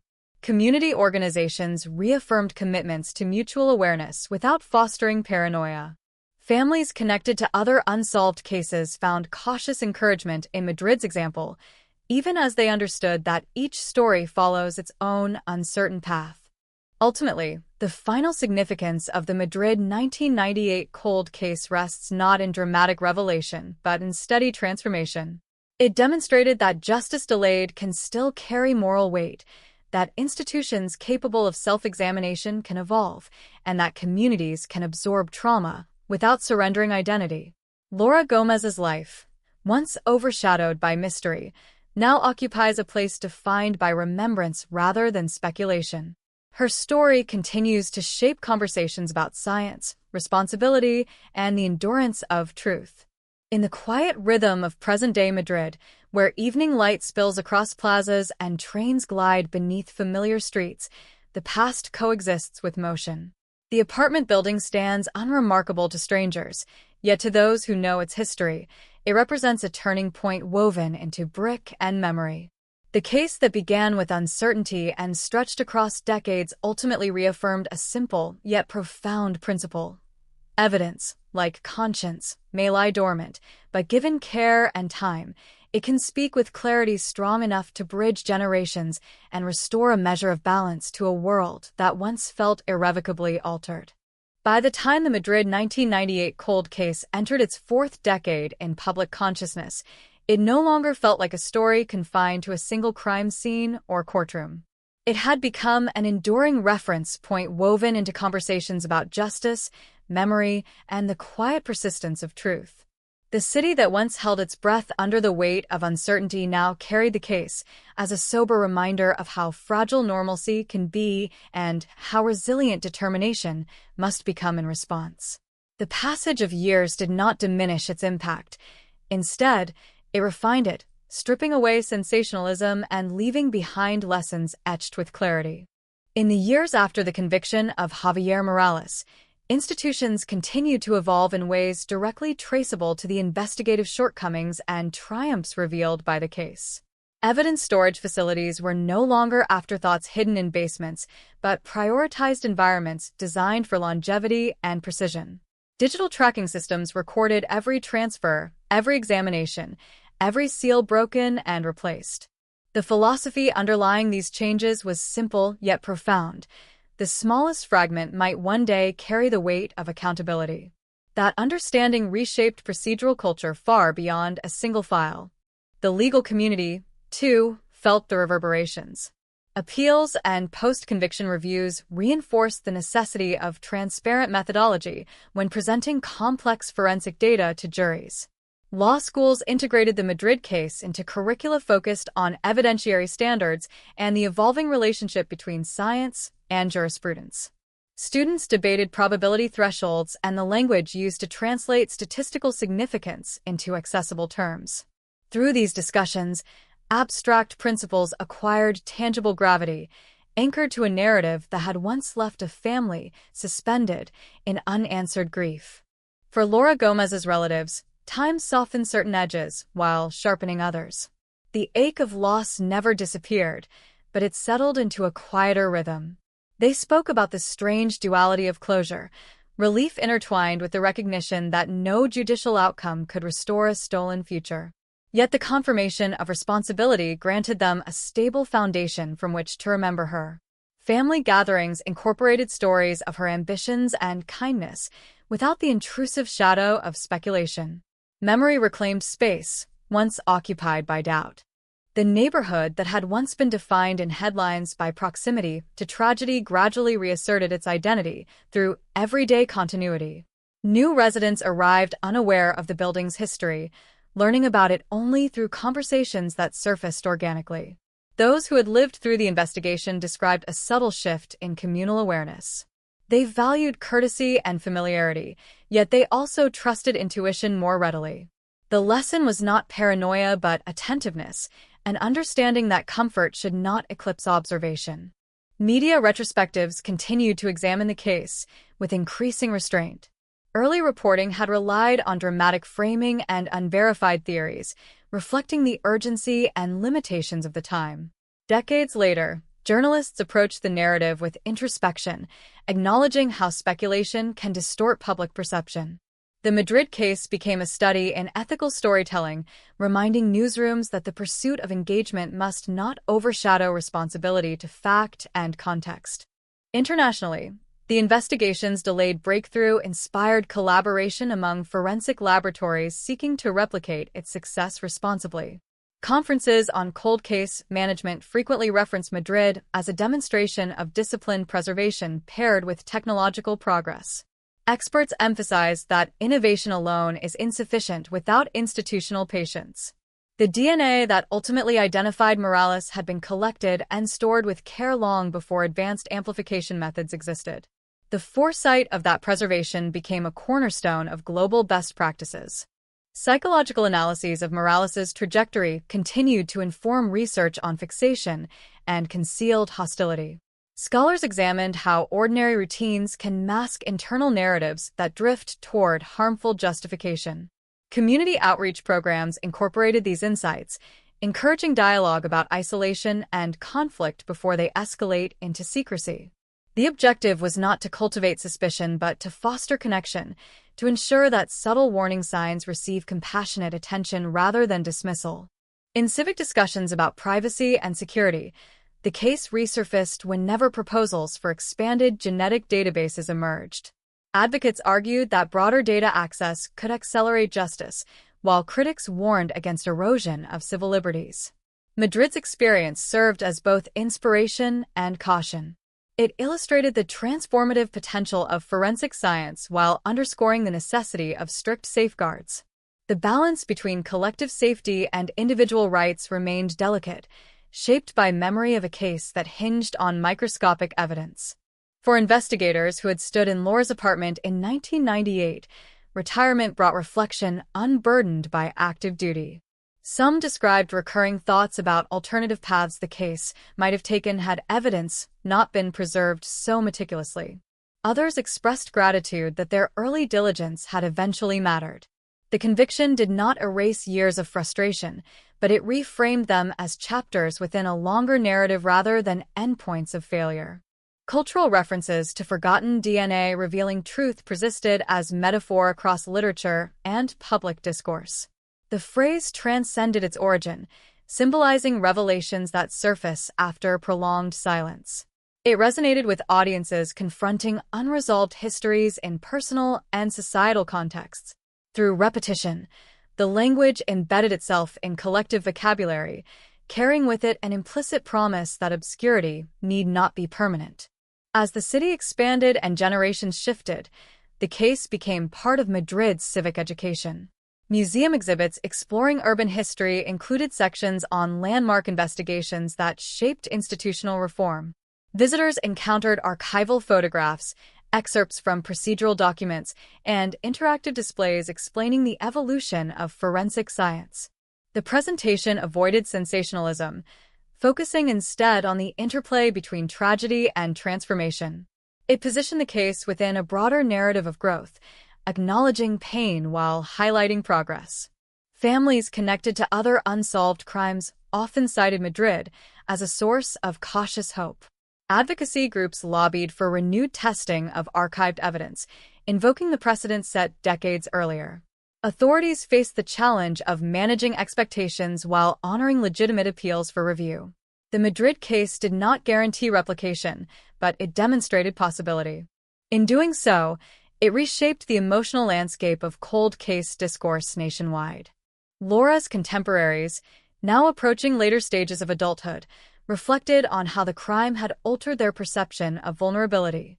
They recalled the shock of realizing that danger can reside within familiar corridors.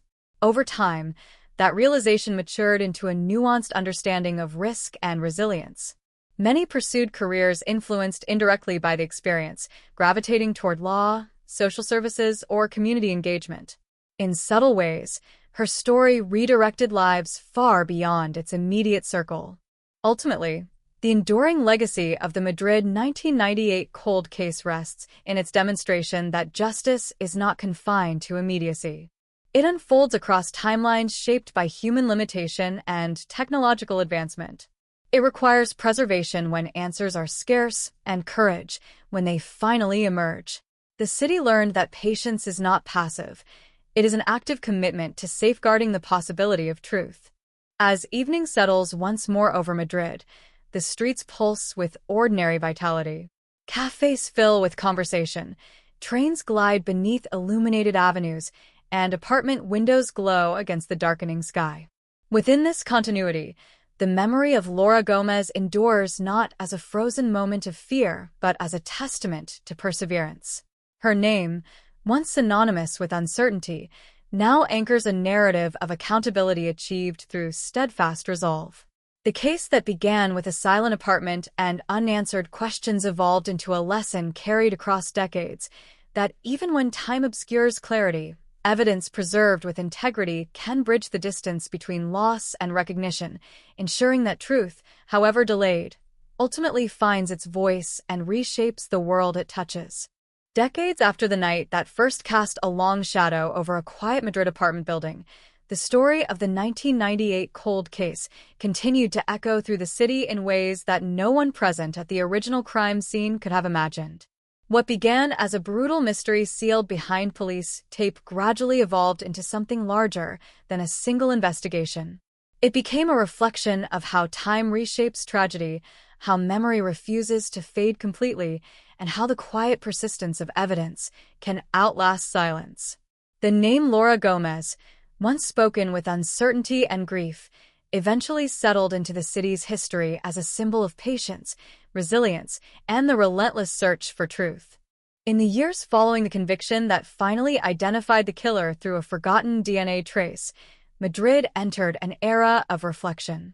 Investigators, journalists, and citizens looked back at the long chain of events that had carried the case from confusion to clarity. They revisited the early days of the investigation when officers walked through dim hallways, cataloging fragments of evidence that seemed insignificant at the time. Those fragments had rested quietly in storage for decades, waiting for technology to catch up with the questions they held. That realization changed the way many people understood justice. It was no longer something measured only in immediate arrests or rapid courtroom victories. Instead, it became a slow process, sometimes stretching across generations. For the detectives who had spent years working on the file, the final outcome remained both satisfying and bittersweet. Many of them had moved on to other cases long before the breakthrough arrived. Some had retired entirely. Yet when the news spread that the DNA sample had finally produced a match, their memories returned with startling clarity. They remembered the original photographs, the scent of dust in the evidence room, the careful labeling of envelopes that seemed destined to remain unopened forever. Now those details carried new meaning. Their work, once overshadowed by the passage of time, had become the foundation of a resolution no one had expected. The communities surrounding the building where the crime occurred experienced its own transformation. In the early years after the tragedy, the neighborhood lived under a quiet cloud of suspicion and unease. Neighbors wondered how such violence could erupt so close to home. They locked their doors earlier, spoke in hushed tones in stairwells, and watched strangers with cautious eyes. Over time, that tension softened, replaced by the steady rhythm of everyday life. Children grew up, businesses changed owners, and new families moved into apartments unaware of the history that once defined the address. Yet the past never disappeared completely. It lingered in stories shared by longtime residents, reminders that even familiar places can hold dark secrets beneath ordinary surfaces. Laura Gomez herself slowly emerged from behind the label of victim. In the immediate aftermath of the crime, her identity had been overshadowed by the mystery surrounding her death. Newspapers printed her name beside speculation and incomplete theories. But as the years passed and the truth came into focus, people began to remember her as a person rather than a headline. Friends described her curiosity, her sense of humor, the small routines that had filled her daily life before everything ended so abruptly. Those memories gave the story a deeper dimension. The case was no longer just about solving a puzzle. It was about restoring dignity to someone whose life had been interrupted without explanation. The legal system also absorbed lessons from the long journey toward justice. Prosecutors and judges who examined the Madrid cold case recognized how fragile evidence can be when time stretches across decades. Procedures were strengthened, storage systems improved, and training programs emphasized the importance of meticulous documentation. Every fingerprint, every fiber, every trace of biological material could someday become the key to unlocking a silent file. The case reminded professionals throughout the justice system that patience and discipline are as vital as speed. Advances in forensic science continued to reshape the landscape of criminal investigation. Techniques that once seemed like science fiction gradually became standard tools. DNA sequencing grew faster and more precise, capable of identifying individuals from fragments that earlier laboratories would have considered unusable. With each technological leap, investigators revisited older cases stored in archives across the country. Some of those files revealed new answers, while others remained stubbornly unresolved. But the example set by Madrid proved that persistence can eventually overcome the limits of earlier generations. For Laura's family, the years after the conviction carried a complex mixture of relief and reflection. They had lived for decades in the uncomfortable space between grief and uncertainty. Without a clear explanation for what happened, every memory carried an unanswered question. When the killer was finally identified, that question disappeared, replaced by the simple but painful knowledge of truth. It did not erase the loss they had endured, yet it provided something they had not possessed before: certainty. In quiet interviews, they described the strange calm that arrived after the verdict, as though a long-suspended breath had finally been released. The story of the case began appearing in documentaries, books, and university lectures focused on criminal justice and investigative history. Students studying forensic science analyzed the preserved DNA sample that ultimately exposed the killer. Journalism classes examined the early media coverage, exploring how speculation and incomplete information shaped public perception. Each new retelling added another layer to the narrative, transforming the case into a teaching tool for future generations. Even people who had no direct connection to Madrid found themselves drawn to the story. The idea that a microscopic trace could lie dormant for 25 years before revealing the truth captured the imagination. It suggested that the past is never entirely sealed away. Somewhere within forgotten files or dusty storage boxes, fragments of evidence continue to wait quietly for the moment when science or determination brings them back into the light. As the city continued to grow and change, the physical locations connected to the case blended back into the urban landscape. The apartment building remained standing, its balconies overlooking the same street where police cars once flashed their lights through the night. Passers-by rarely noticed anything unusual about it. Yet for those who knew the history, the building represented a turning point, a place where silence had once seemed permanent until persistence finally broke through. In the end, the Madrid 1998 cold case left behind more than a solved investigation. It reshaped the way a community thought about justice and time. It reminded investigators that evidence must be protected even when hope appears distant. It taught journalists the weight their words carry when reporting on tragedy. And it gave one family the answer they had waited decades to hear. The final legacy of the case rests not in the moment of arrest or the closing words of a courtroom verdict, but in the quiet endurance of truth itself. Years may pass, memories may fade, and cities may transform beyond recognition, yet somewhere within the layers of the past the facts remain, waiting, silent, unchanged. And when the right moment arrives, when science, patience, and determination converge, those facts can emerge with undeniable clarity, reminding the world that even the oldest cold case can still speak.